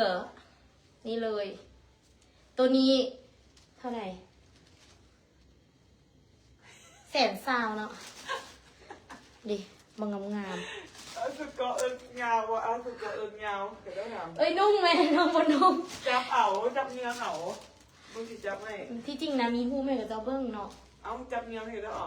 ตัวนี้D03เด้อ100,000กีบซะD03 100,000กีบD03 100,000กีบ พวงสีน้ำตาลแดงที่ใส่เออก ระโปรงสีน้ำตาล จับที่บอก นี่บอก ที่บอก โอ้เป็นสุดเป็นสุดนี้สุดนึง49,000เด้อตัวนี้เด้อรหัส D04 D04 49,000กีบ SM ใส่ได้ D04 49,000กีบ D04 เป็นสุดเด้อไปสุดเด้อวันนี้ D04 เนาะทุกคน D04 49,000กีบ อันนี้มันใช้กันเลย ตัวนี้งามอะตัวนี้ D05 ตัวนี้แม่น99,000กีบเลย D05 D05 เท่าไหร่อะนะ ฮะ D05เท่าไหร่ 99ติดสีบัว ตัวใดเนาะอ๋อตัวนี้บอกตัวนี้99,000เด้อทุกคนไซส์ S ขอคนสูงเนาะ99,000นี่ ตัวเดียว ไซส์ S 99,000งามแฮง99,000ไซส์ S เด้อตัวนี้99,000ไซส์ S D06 D06 99,000 D06 D06โบฟ้าเขียนก็เลยมีคันมีคนเอาในจิ้มเขียน สีฟ้าแขนยาวเท่าไหร่มีที่บอกฟ้าลายมีที่บ ตั อ ว ก นี้หวะตัวนี้โบขาย ตัวนี้มันเป็นสุดสุดแบบจังซี่นะ ไปดู มาปล่อยให้29,000ตัวนี้ มันเป็นนุ่งสุดแบบนี้ ตัวนี้29,000เด้อไผ่เอาพิมพ์มาเลย29,000 D07 D07 29,000เนาะ D07 นุ่งเข้ากับเสื้อสีขาวแบบนี้นะโคตรเข้ากันเลยเลย ตัวนี้เป็นแถมบอดี้สูทเลย เอล D07 D07 เด้อเสื้อสีฟ้าตัวนี้เนาะ D07 มันจะนุ่งประมาณนี้เด้อนุ่งใส่กับเสื้อแบบอันนี้ ประมาณนี้ งาม D07 29,000กีบ D07 29,000กีบเนาะประมาณนี้เลย D07 29,000กีบไปสีขาวนี่เรียนรหัสจ้ารหัสอีโบมา สีขาวเกาะมีแต่เกาะเกาะอย่าง มาปล่อยตัวนี้ดู ต้อง 35,000 นุ่งอะไรเนื้อเขาเนื้อจะเอา ปล่อยตัวนี้เด้อ ไป 35,000 ตัวนี้ 35,000 มันมีสายมัดเด้อนุ่งเข้าตัวแล้วงามแฮงนุ่งเข้าตัวแล้วงามแฮงมัดโบทั้งหน้า AC0 เนาะ AC0 AC0 ทุกคน 35,000กีบเด้อ AC0 35,000กีบข้างหลังจะเป็นแบบนี้ นุ่งไปทะเลไปท่ายฮูบยวน ตูบ นี่ เตื้อ 07มีคนเอาละอยู่ข้างไหนนี่07ตัวไหน D07 ตัวใด ตัวนี้บ่ตัว29,000นี่แม่นบ่ แม่นบาง D07 แม่นตัวนี้บ่ D07 เสียงนาลิน D07 ตัวเก้าเนาะ แม่น AC0 มีคนเอาแล้ว เดี๋ยวจับตัวนี้ก่อนตัวที่สุดเลยจ้ะ D07 โอ้ยปาชีพิมพ์มาสุดเจ้าพิมพ์เลย D40 แม่นไผได้คำแพงว่ะ เพียงแพง เจ็ดไม่ใส่อ๋อเราลงD07 เมียน อันโกแอนนั่นเด้ 27 D07 โกแอนได้ราคาเพียงคำแม่นบ่ แล้วมาเอาตัวนี้มาก่อน เพียงคำได้ตัวนี้ เพียงคำ AC0 เพียงคำได้ AC0 35,000 AC0 35,000 AC0 เพียงค โอเค ำอ่ะ เดี๋ยวไปสเกิร์ตให้ สเกิร์ตตัวนี้ AC1 AC1 29,000กีบ AC1 29,000กีบใส่ SM เด้อ AC1 29,000กีบ AC1 29,000กีบพิมพ์มาเลยรหัส AC1 เนาะ SM ใส่ใดเด้อ นี่เลยงามแฮง AC1 29,000กีบ AC1 29,000กีบ มีแล้วแอนนา แอนนาได้ไปเด้อแอนนาแคปแล้วทหารลิกเด้อ29,000กีบเนาะ AC1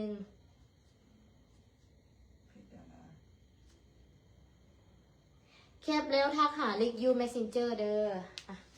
เดี๋ยวไปตัวนี้ให้ซอกอยู่เสื้อยืดตัวนี้29,000กีบทุกคน AC2 AC2 29,000กีบ AC2 เสื้อยืดแล้วก็ปักเพช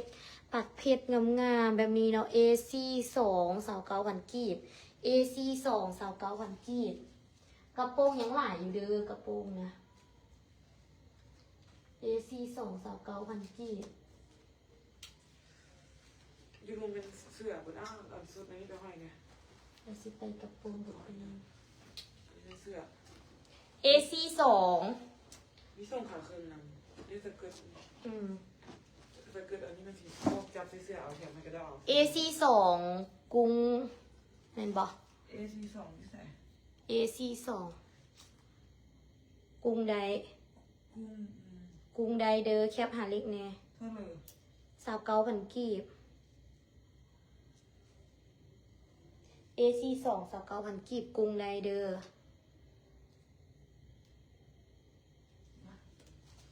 อ่ะหมอไอ้บ่มาซะมา ถ่ายก็พ่อท่อง แล้วสิมาติรถให้มาเลยซะบ่เอง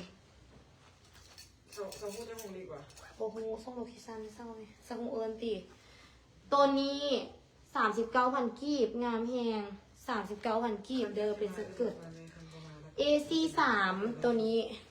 นี่มีซับในพร้อมแล้วก็งามแหงไซส์ S เด้อ39,000กีบ AC3 AC3 39,000กีบ AC3 39,000กีบเด้อเป็นกระโปรงแบบนี้นะหักเนาะ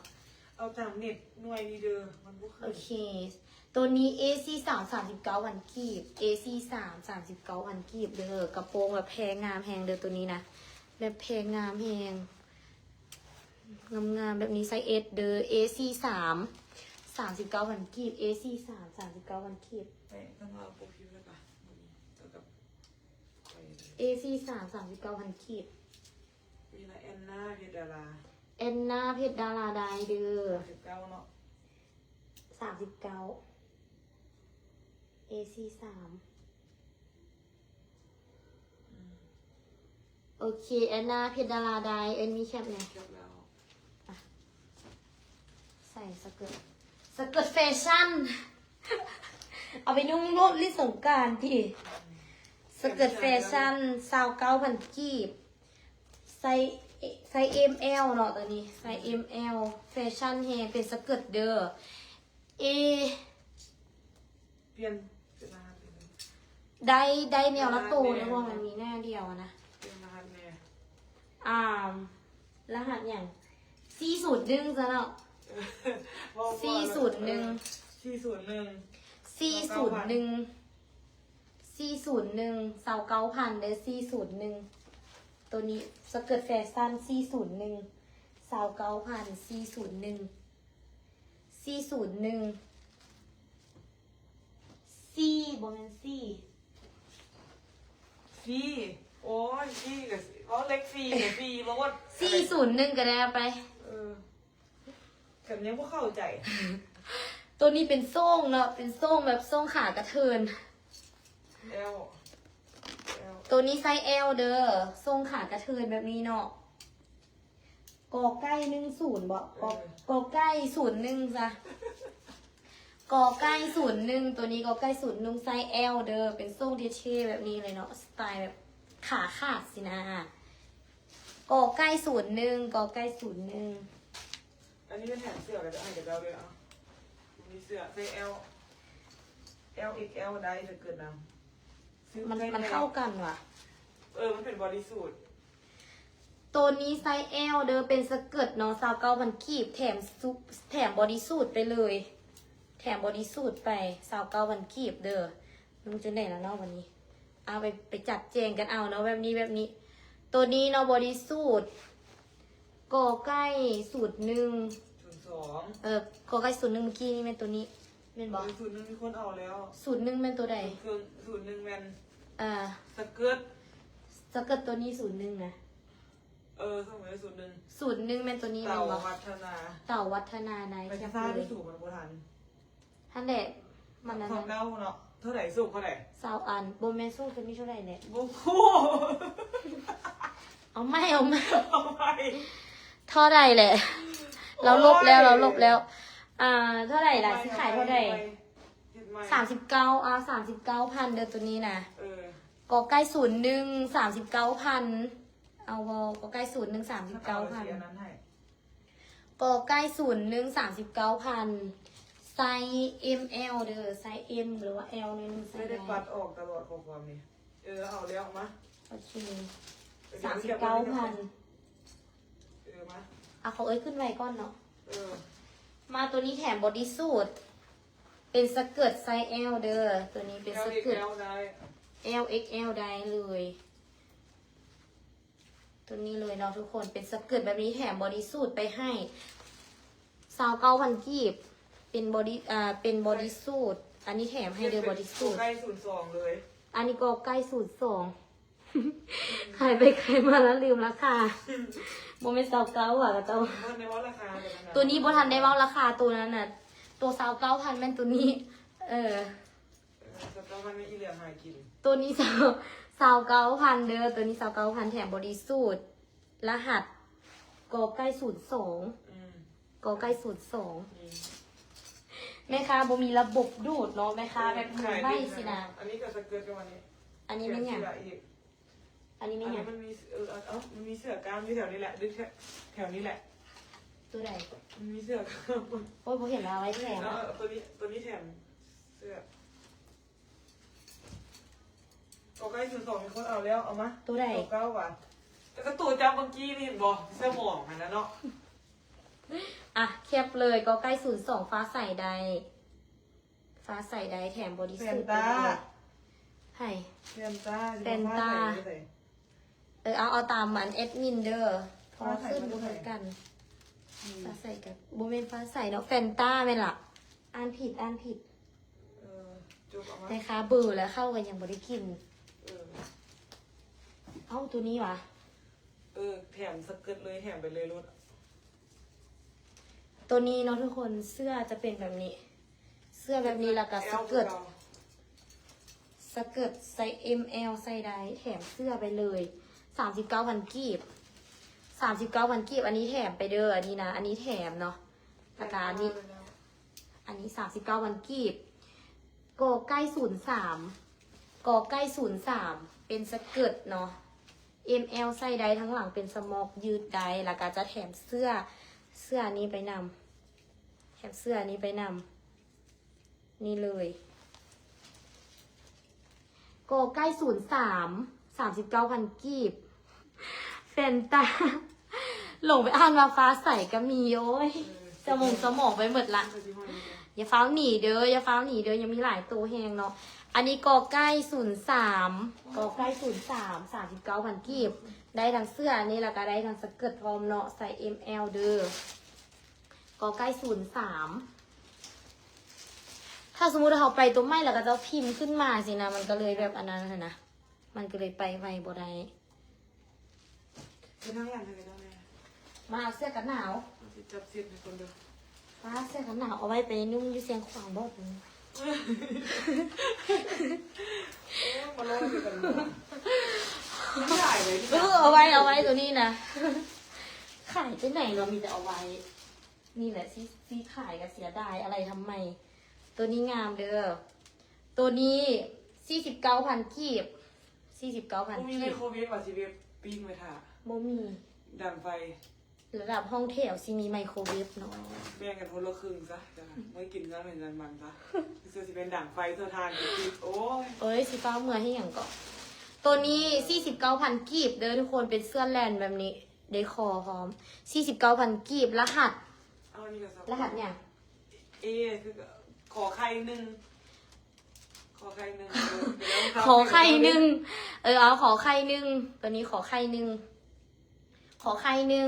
49,000 ตัวนั้น กี CF พันว่าขายเขาจะว่า เอา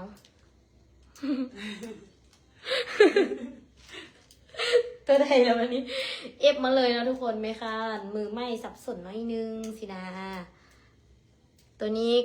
ขอไข่01เด้อขอไข่01 อ๋ออีบัวหากินอีลิกเอาไว้แล้ว ตัวใด ตัวไว้เลยบอลลูนเลย ตัวใดนี่ขอไข่01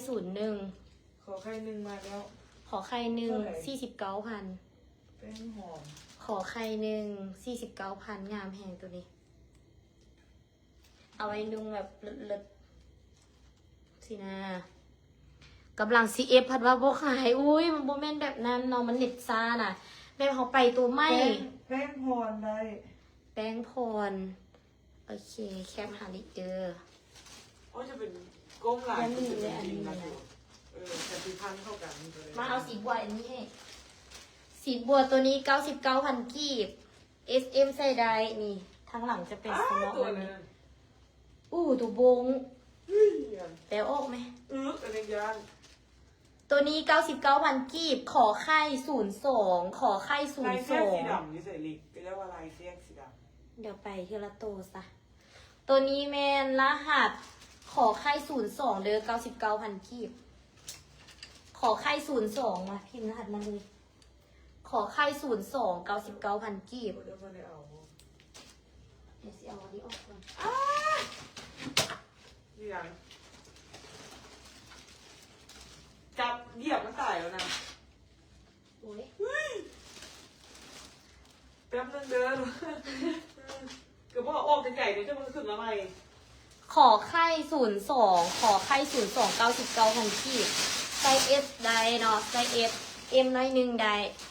ขอไข่02สีบัวหากิน เดี๋ยวมันกระไรอยู่ถุง สะเกิดกันยังอยู่ได้เอามาห้อยไหมบุเห็นนะขอไข่02เด้อตัวสีบัวนี่ขอไข่02เพงามแหง99,000 กีบ ขอไข่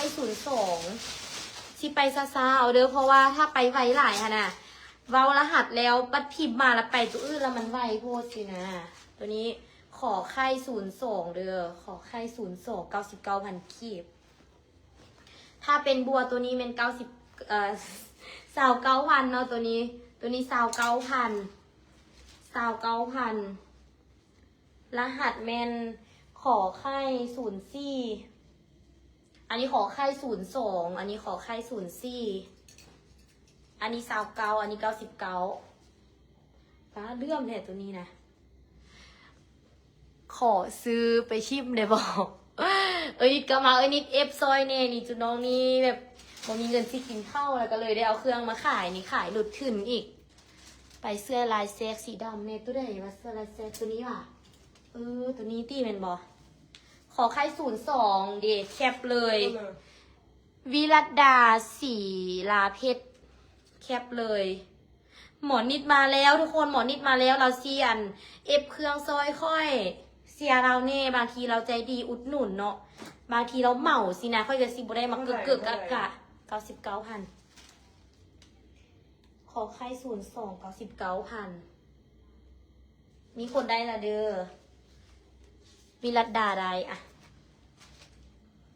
ทุกคนหมอนิดเราซิเหมาค่อยเด้อตัวนี้นะทุกคนยังบ่ได้นุ่งซ้ำนอนยังมีปลายอยู่เลยปล่อยออกเนาะ39,000เด้อตัวนี้ไปคุยนะค่อยนุ่งบ่ได้ค่อยนั่งงึด นี่สิเป็นแบบนี้เนาะตัวนี้ขอไข่ขอไข่ศูนย์ซี่เป็นตัวกระโปรงที่ใส่อะไรกระโปรง ทอดแล้วจะบอก ตัวนี้แคบให้แน่ เท่าไหร่ ขอไข่ศูนย์ซี่29,000ตุกตาใดเฮ้ยหมอนิดมาทุกคนหมอนิดมา ซื้อมาให้ใส่ใส่ตุกตาแคบเด้อ29,000กีบ มาเก็บก่อน แคบเลยตุกตาใด29,000กีบขอไข่ศูนย์ซี่ โอ้ยเน็ตกันเลยเนาะ อ่ะขอไข่ศูนย์สี่ตัวนี้ขอไข่05เด้อตัวนี้39,000ขอไข่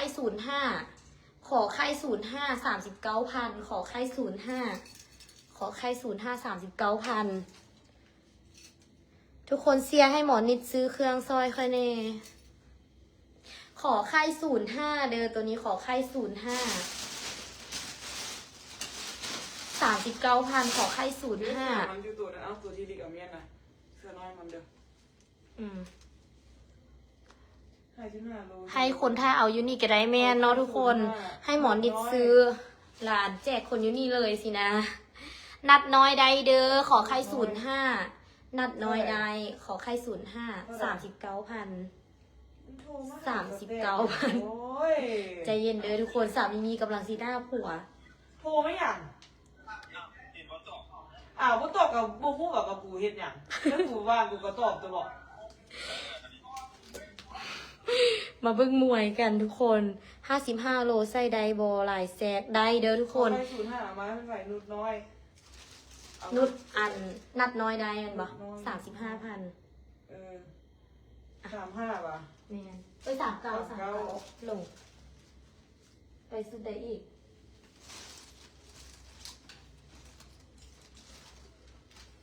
ไปตัวนี้เด้อไปตัวนี้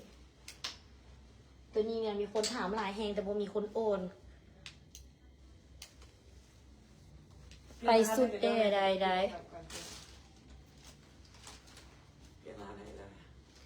ตัวนี้เป็นสุด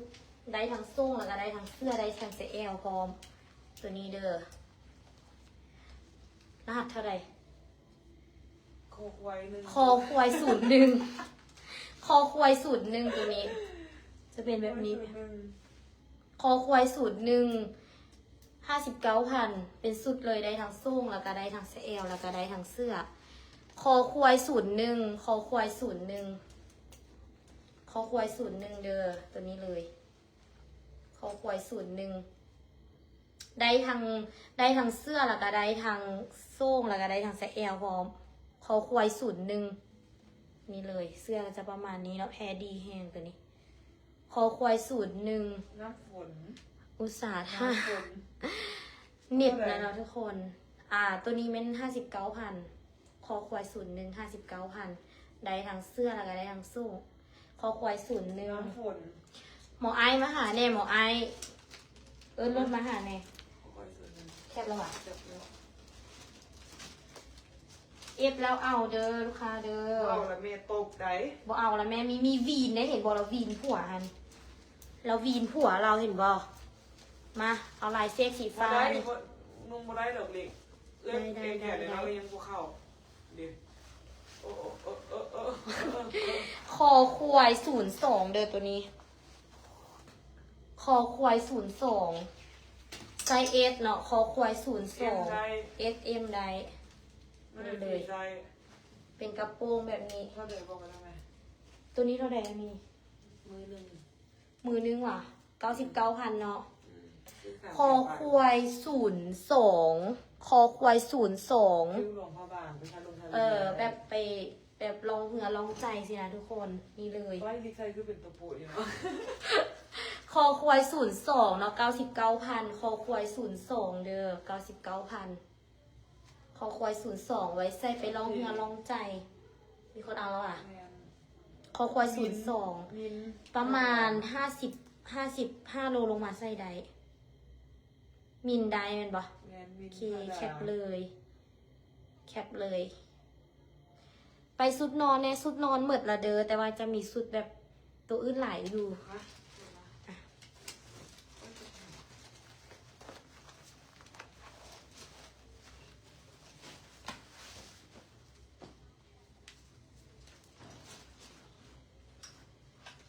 ส่มามาเอาตัวนี้มา ตัวนี้29,000กีบทุกคนเป็นแพรแบบนี้ เสื้อไปวงไปวัด คอควาย03คอควาย03คอควาย03 29,000กีบคอควาย03 ศูนย์หนึ่งมันไหนได้เป็นอะไรเนาะ อยู่ห้ามแหละ ดีขึ้นมาเลยศูนย์หนึ่งเป็นน้ำฝนนี่แหละ คอควาย03คอควาย03 29,000กีบคอควาย03คอ01ไม่ไข่ได้ก่อนลองไข่มึงดู01โอ้ยอิงพันไม่ดีละ เราท บอกไว้ศูนย์หนึ่งเป็นน้ำฝนได้ ำนางฝนใดเสื้อคอเต่ายังเด้อเดี๋ยวไปให้ ตัวนี้29,000กีบคอควาย03คอควาย03เดี๋ยวสิไปเสื้อคอเต่าให้เนาะคอควาย03มีคนเอาบ่เสื้อคอเต่ายังเดี๋ยวไปให้ทุกคน เดี๋ยวไปให้ ไม่ได้จะผืนตอนนี้ชาวเก้ามันให้แล้วเกาะคอ อั อั นนี้เสื้อแบบ มีแต่เกาะคอแล้วอ่ะ มัดหลังเลยมันมีแต่แบบ สายมัดหลังอยู่ ค ใส่ ออันนั้นแหละอันมัดมันนะากัน ตัวนี้ทุกคน29,000กีบไปทะเลเนาะไผ่ที่มีแผนไปทะเลนะ29,000กีบเด้อรหัสคอควาย04นี่แบบนี้เลยคอควาย04รหัสคอควาย04 29,000กีบตัวใดบ่ได้จะผืนใจเย็นๆเด้อยังมีหลายคนอยู่ยังมีหลายผืนอยู่ เดี๋ยวไปให้ ตัวนี้กับเกาะเป็นเสื้อสมุด อ๋อ ผ้าหลัง นุ่งจังเลยแล้วเนาะวันนี้ นุ่งเลยเกี่ยว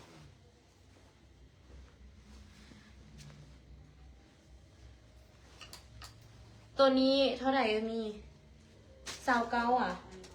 ตัวนี้29,000กีบเนาะมันจะเป็นแบบนี้นุ่งใส่กับโซ่งนี่เลย ประมาณนี้มัดทั้งหลังก็ได้ เย็บดูไม่ดูมัน มีนิบ29,000กีบคอควาย05คอควาย05เดือนตัวนี้ เป็นเสื้อแบบนี้คอควาย05 29,000กีบ แฉกมันนำจะแฉกมาหมดเลย คอควาย05คอควาย05เนาะ29,000กีบคอควาย05คอควาย05 29,000กีบเด้อเดี๋ยวไปเกาะเอิกตัวนี้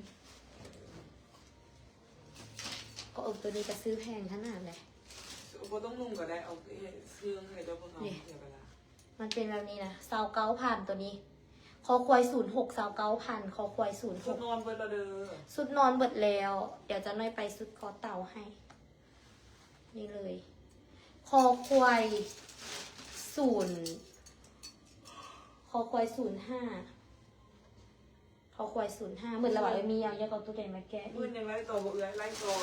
มืออื่นยังไล่อยู่เด้อทุกคนยังเครื่องยังบักหลายๆนะ เอ้าอีนี่กับเขา9,000นี่ก็แล้วนุ่งเป็นเวลาฮะตีบอกว่าได้พักไปบ้าน ขนาดไม่ได้ตั้งใจนึกว่าเป็นคอควาย06 ไม่เหลือเลยเอา แม่ตัวนี้แม่นบอกคอควาย06นะแม่นบอก โบฮู้ แม่นบอก เขาค่อย05 ใหม่ๆคอควาย05คอควาย06 ตัวใดบ่นี่เฮ็ดมันเอาไว้โอ้ย ยิ่ใส่เลยคอค เขา วาย ค่อย05ตัวใดล่ะบ่นี่ นั่นแหละตัวใด บู เดี๋ยวค่อยๆไปสิแหละคอควาย06ตัวใด พี่ไม่รู้06ตัวใด ตัวใดวะ ตัวนั้นแหละ06นั่นตัวที่บอก ตัวนี้06แม่นบอ 29,000 ตัวนี้06 29,000แล้ว05ตัวใด 05ตัวใดตัวนี้ป่ะตัวนี้ เอ เป็น อ 29ไม่ได้เนาะส่งตัวเฮียนมาถามไปจะรู้เป็นบอส่งตัวนี้เป็นบอ ตัวนี้แม่นบอถามคืนก่อน มืออื่นเห็นระบบดูด มืออื่นขายหมดแล้วกับซีเซาขายแล้ว ตัวนี้แม่นบอรหัส06เปลี่ยนเด้อทุกคนเปลี่ยนเอาไม่ จะไม่เนาะแล้วกันจมเขาว่ามีระบบดูดเด้อซึ่งระบบดูดก็หา6 ล้านเครื่องตัวละ19,000ขีดว่าทำไม เป็น เออ เขาไม่ได้เป็นไงค่าเขาต้องอันนี้ซื้อ เอาไม่เด้อทุกคนนี่อันเอาคอควาย แม่นแล้วเขาไว้ศูนย์โฮไปตกไอ้จับไม่ได้เท่าไหร่เขา9,000 ไม่ได้แม่นบ่เราพิมพ์ทับอิดเด้ แม่น ไม่ได้ตัวนี้เนาะแคปเลยไม่ ได้แคปแล้วเอามา05เป็นตัวไหนมานี่ 05แม่นตัวนี้แม่นบ่05แม่นตัวนี้แม่นบ่คันแม่นแล้วพิมพ์มาให้ไม่เด้อนี่เลยแบบนี้ 05ถ้ามีแต่ว่าศูนย์โฮมันเปลี่ยนเป็น05สีดำเนี่ยยามันเปลี่ยนเลยวันนี้เอานั้นเลยตัวเดียวนั่นแหละตัวว่าซับไปซับมา อ๋อขอโทษทุกคนมาเดี๋ยวเอาตัวนี้ ตัวนี้ให้เนาะตัวนี้39,000กีบแถมเสื้อคอควาย07อะคอควาย07แถมเสื้อพร้อมเด้อตัวนี้คอควาย07แถมเสื้อค่อยว่าเจ้าบ่ต้องใส่รหัสบอกรหัสกับสีมันสีคล้ายๆ คือกันหลายค่ะนะมันต้องได้ใส่รหัสเพราะว่าอันมีคนจดอยู่ทางหลังเนาะขอโทษหลายๆทุกคนเดี๋ยวท้ายคลิปเดี๋ยวซิมาแจกให้อ่ะตัวนี้คอควาย07มีจดรหัสมาให้น้องเลยไหมน้องที่จับใส่เสื้อเลยมันจึงบ่หลงตัวนี้คอควาย07เด้อ39,000เนาะได้ทั้งส่งแล้วก็ทั้งเสื้อ39,000คอควาย07เปลี่ยนไปตัวอื่นเลยไปรถ คอควาย07เอาว่ากูต้องคออย่าง07ไปรถ07ไปเอาจับไปซื้อ เอา07 07เท่าเลย39มีคนเอาบ่ บอกกูมีใส่ไว้เพื่อเขาได้ทั้งส่งแล้วก็ทั้งเสื้อเด้อหาสิเฮ็ดแบบนี้มันจึงบ่หลงเนาะคอควาย07ได้ทั้งส่งแล้วก็ทั้งเสื้อได้ทั้งส่งแล้วก็ทั้งเสื้อตัวนี้คอควาย07ค่อยหลงเด้อทุกคนค่อยหลงให้อภัยค่อยเด้อค่อยหากระเฮียนไลฟ์สดไม่บ่แม่นหยังใดมันเครื่องค่อยมันบ่มีบ่อนไว้ล่ะมาไลฟ์สดออกซื่อๆนะที่จริง เครื่องที่เขาให้ แม่เฮาบ่ได้ว่าสิมาตั้งใจขายเครื่อง แต่ความหมายเขาอยากมาปั่นให้ทุกคนนุ่งพอให้มันได้ค่าไปส่งซื่อๆสินะแต่ถ้าว่าอันให้มันมาขายเอาทื่นนี่นะมันบ่ได้อยู่แล้วเขาซื้อบาร์แพงๆเอามาขายออกแบบถึกแฮงอะนะคอควาย07เนาะได้ทั้งส่งแล้วก็ทั้งเสื้อเปลี่ยนเขียนรหัสติดใส่เครื่องแม่เดี๋ยวเขียนแล้วโอเคคอควาย07เด้อตัวนี้เด้อค ทำ อ ไม ควาย รหัสเท่ากันแล้วกับกระเด้ากับพิมพ์บ่ทันสิ แม่น ว่าเป็น07 08 09 10ไปเลยใครพิมพ์ไว้แล้วก็เตรียมพิมพ์ โอ ไว้ เค เลย ไปสุดเนาะวันนี้08ไปเลยมา08คนมามี08เด้อตัวนี้99,008มีงานส่งขายยาวว่ามีตัวนี้คอโมเมนต์08เนาะ99,008 99,008เด้อเป็นสุดไซส์ S M ไซส์ใดกำลังไปให้เด้อไปไวๆให้ ตัวนี้99,008รหัส08 99,000เป็นสุดแบบนี้เลยเพลงงามแหง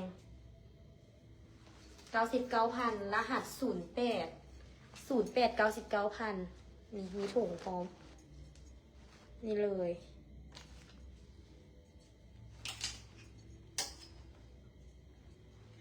ตัวนี้แม่ซีแถมให้เด้อตัวนี้นะขายตัวน้อยแล้วบอกเลยซีแถมให้มีตัวแถมบอกอะไรตัวนี้มันโซ่ทั้งหน้าตัวนี้ตัวนี้อุ้ยตัวนี้เป็นโซ่งตัวนี้เป็นโซ่งแล้วก็แบบนี้เนาะอันนี้เป็นโซ่งเด้อโบแมนเป็นโซ่งเขาเต้าให้กับเจ้าเนี่ยเขาเต้ายังมีหลายสีอยู่โอเคโบเป็นอย่างคนเอฟหลายก็หลงไปหลงมาเมียนหลงเฮียงนี่เลยตัวนี้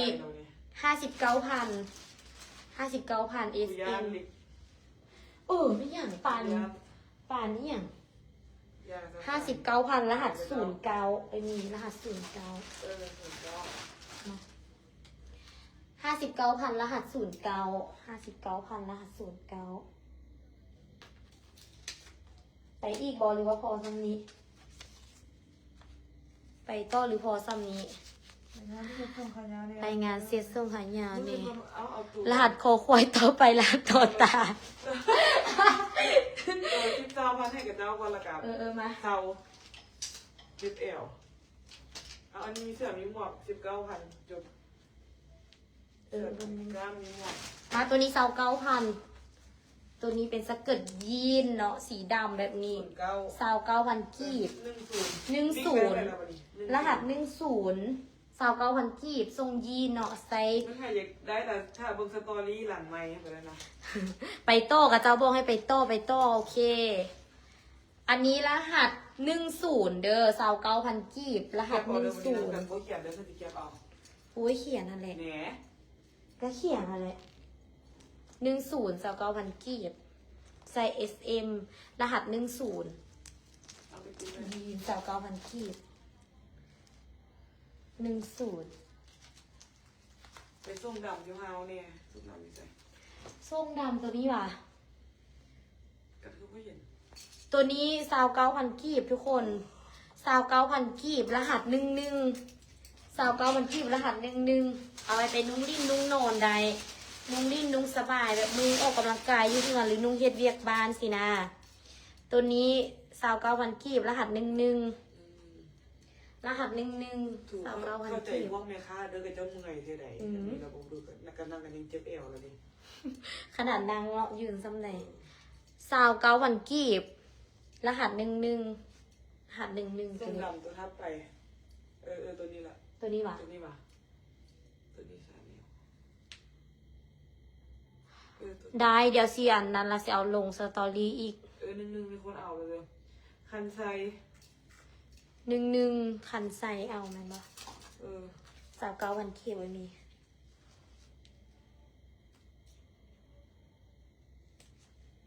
มาโอ้ยกูเราบินหัวไปสิ ขายไปจุ่มไปนะไหมคะอันนี้ก็เกาะเอิกแบบนี้29,000 กีบตัวนี้กะรหัส29,000 กีบตัวนี้แม่เป็นเกาะเอิกแบบนี้ งามแฮงรหัส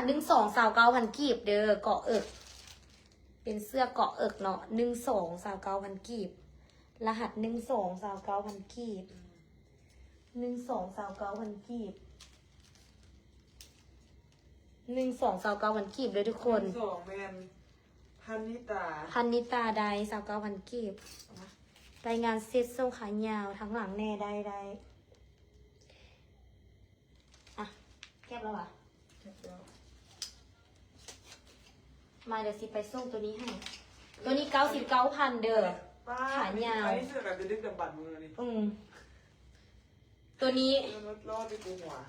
นี่ยังเป่านั่นยังไม่ได้แกะเด้อมี ยังมีสองเป่า ตัวนี้99,000 กีบรหัส13รหัส99,000 กีบไซส์เอเด้อรหัส99,000 กีบไซส์เอรหัส99,000 กีบไซส์เอแพงงามแฮง ยาวมืออื่นกันต่ออีกนะ รหัส13มี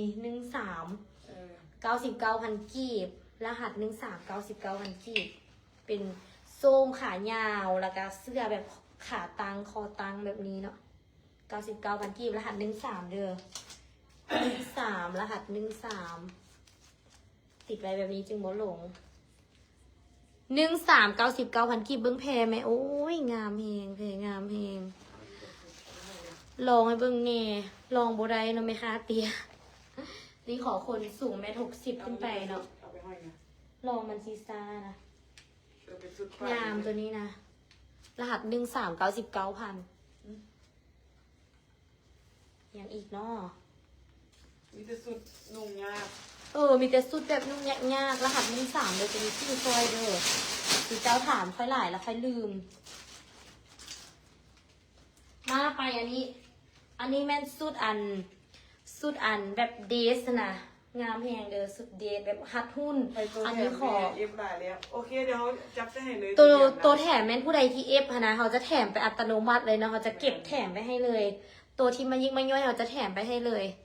อันนี้ ตัวนี้ก็เอาใส่กับสลิง สมมุติว่าเอฟไป3 ผืนเนาะแล้วมีเครื่องไป4-5 ผืนสินะบ่ต้องแปลกใจเด้อที่เหลือแม่นเขาแถม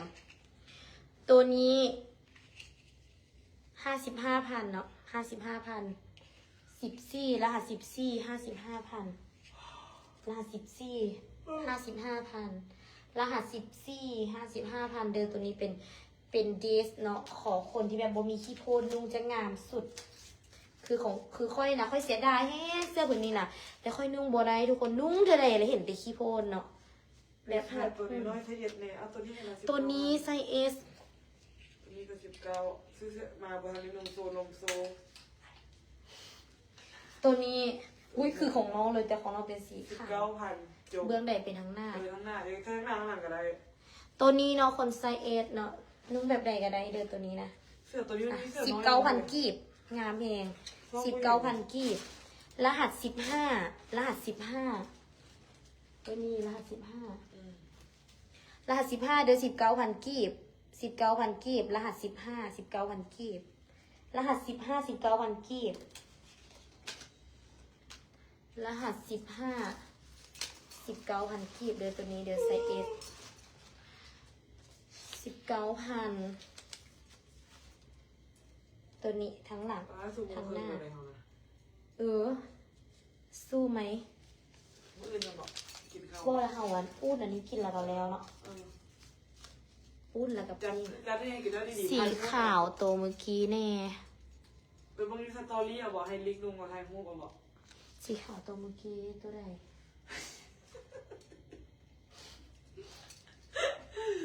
ตัวนี้ว่ะ บอกเบียร์ฮอด อ๋อสีขาวแปะตัวเมื่อกี้อันนี้เด้อทุกคนตัวนี้จะเป็นแบบนี้แล้วก็มี อันนี้นะมันไส้แบบมันมีโบไส้แบบนี้นำสินะพาดบ้าแบบนี้นะอันนี้มือนึ่งเด้อ59,000กีบ SM ไส้ได้งามแหงขอคนแบบหน้าฮักตุ้มูตี้นิดน้อยๆตัวน้อยๆสินะแบบนี้59,000กีบเด้อรหัส16รหัส59,000กีบมีรหัส16รหัส59,000กีบรหัส16รหัส16 59,000กีบ กินข้าวกินนะมื่นมันมาใหม่เป็นจัดที่ดีก่อนมันอุยุอัญญะพอดีนะ เนาะฟาวเนี่ย แม่น รหัส16เด้อ59,000กีบตัวนี้ มื่นคนเห็นใหม่นอนก่อนเดิมโอ้ยเสื้อแขนยาวเนี่ยเอาเสื้อแขนยาวตัวเดียวลิกอันนี้ให้กับดาวรถ70,000 80,000 คิราเมนโตสนั้น ตัวที่เอาไว้ให้เอาไว้ ตัวนี้80,000เด้อตัวนี้80,000รหัส20 80,000รหัส20 ก็ใส่เดียวยังเหลือหลายเลยแต่ว่าความดีใจ สายเดียวนะซีแจกให้เลยเด้อผู้ใดเอฟหลายแล้วซีแจกให้เลยรหัส16ตัวนี้เป็นวะนี่มาแล้วชื่อเห็นว่ารหัส16แคปเลยมินตาละมินตาดาเป็นวะมินตาดาแคปเลยรหัส16 59,000กีบ เดี๋ยวมันให้เราขึ้นไปก่อน ขึ้นบ่ เออ มินตาดาได้เด้อ ว้า ตัวนี้เอา80,000ทุกคนเสื้อคลุมตัวนี้80,000รหัส20 80,000รหัส20ตัวนี้80,000กีบรหัส20เด้องามแฮงนะคะเมื่อยแล้วตอนนี้แบบปล่อยออกให้มันหมดซะ ใส่ตามอารมณ์ ขายตามอารมณ์ เมื่อกี้100,000เป็นบอแต่ว่าตอนนี้80เอาบอ80รหัส20พิมพ์มาเลยรหัส20 80,000กีบได้จากชั่วโมงละป้าก็2ชั่วโมงป้าจนเจ็บตีนรหัส20รหัส20 ให้ 80 กับเจ้า80เหมือนกันบางทีจับเนี่ยให้อีกมันเตี้ย ตัวนี้ก็ รหัส20เด้อ 70 80นะ ตัวนี้เป็นไซส์ L นี่นะมันเป็นฟิวไปทะเลฟิวประมาณนี้เห็นป่ะถ้าจะเห็นเกาะก็ได้แล้วก็อยากมัดคอขึ้นอีกสิก็ได้ ตัวนี้รหัส21เนาะ80 80ตัวนี้กับ80รหัส21 ตั ตัวนี้รหัสไซส์ L L ใส่ได้มันยืด ตัวนี้ไซส์ L รหัส21ตัวนี้รหัส20ราคา80,000เดี๋ยวตัวละ80,000งามใส่ไปทะเล ก็มีตัวมีอีกตัวหนึ่งขาวคือกัน 2120 22 22นี่แหละตัวนี้ก็งาม 60พอมันบาง อันนี้นะ มันลงน้อยลงน้อย มันต้องได้หุ้นนุ่งเข้าหุ้นแล้วมันจึงงามที่ยิงแบบนี้นะมันกับโบสร้างจิเบิ้งกันนะ สีแดงแน่เอาตรงนี้เลยมันสีแดงอันนี้สีจับให้สีบอก น้องคือบ่ขึ้นมาคอมเมนต์นะ จำให้เดี๋ยวมันเป็นฟิวปาดบาร์ตัวนี้นะตัวนี้เป็นปาดบาร์ที่ตัวจับปาดบาร์นี่สิ อืม เดี๋ยวอันนี้มันเป็นกระโปรงดีประมาณนี้ออกงาน ตัวนี้ก็80,000คือกัน ตัวนี้ไซส์ L ใส่ได้ รหั L ส30เลย L ก็ได้ XL ก็ได้ M ก็ได้มันยืด ตัวนี้เท่าไหร่ก็30เนาะ 30 30 ตัวนี้21 อันนี้20 21 22ตัวนี้30พิมพ์ตัวใดพิมพ์เลยตัวละ80,000 80พอ อืม ไม่พอสินะ เอาวันนั้นมาแจกเอานั้นมาก่อน เอาเลย เสื้อนี้มา เอาเสื้อคอเต้าให้กับเจ้าแล้วมึงกันไล่ใหม่สร้างเสื้อคอเต้า โอเคมาเสื้อคอเต้าทุกคน เอาสีไหมสีขาวไปแล้วเปลี่ยนสี ตัวนี้เป็นสีครีมเลย เอาครีมตัวนี้ครีม ทุกคนเสื้อคอเต่าสีครีม เดี๋ยวนับเบิ่งก่อนเด้อว่ามีจักตัวมี1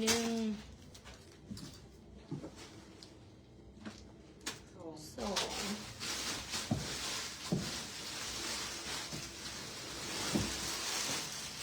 3 4 ห้า หรือว่าค่อยซีแบบเฮ็ดแบบอัน ใช่เอาใช่ไหม บอแบบเฮ็ดลันรหัสเดียวแล้วค่อยซีซุ่มไปบอกมันมีหลายสีแล้วค่อยซีซุ่มไปเลยเพราะว่าราคามันก็ถูกอยู่แล้วค่ะนะเนาะ 29,000ซูมเอาเลย ซุ่มเอาเลย พิมพ์มาแล้วก็ซูมมาเลยว่าพี่ให้ไผ่เก็บเอาเก็บเลยเท่าไหร่ มาเสื้อคอเต่าเด้อซีพิมพ์รหัส100ปิดท้ายเลย100 29,000กีบให้ประมาณ10คน100 29,000กีบแล้วค่อยสิซุ่มให้เนาะว่าจะเลือกสีบ่ได้เด้อค่อยจะซุ่มไปให้เพราะว่าราคานี้ค่อยขายหลุดทืนแหงแล้วค่อยสิซุ่มไปให้ตัวนี้เป็นมือ1เลยเด้อแกะโซ่เลยเนาะนี่ใส่ถุงแบบนี้ไปเลยเนาะรหัสคาสีไปเลย100ค่ะสีให้เนาะมันสิมีสี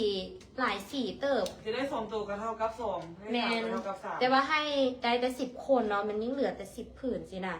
พิมพ์มาเลยเนาะ100พิมพ์มาเลย100 บีได้น้ำได้ ให้ น้ำกับบีได้ ให้ประมา แฟ ณ นตาได้พิมพ์มา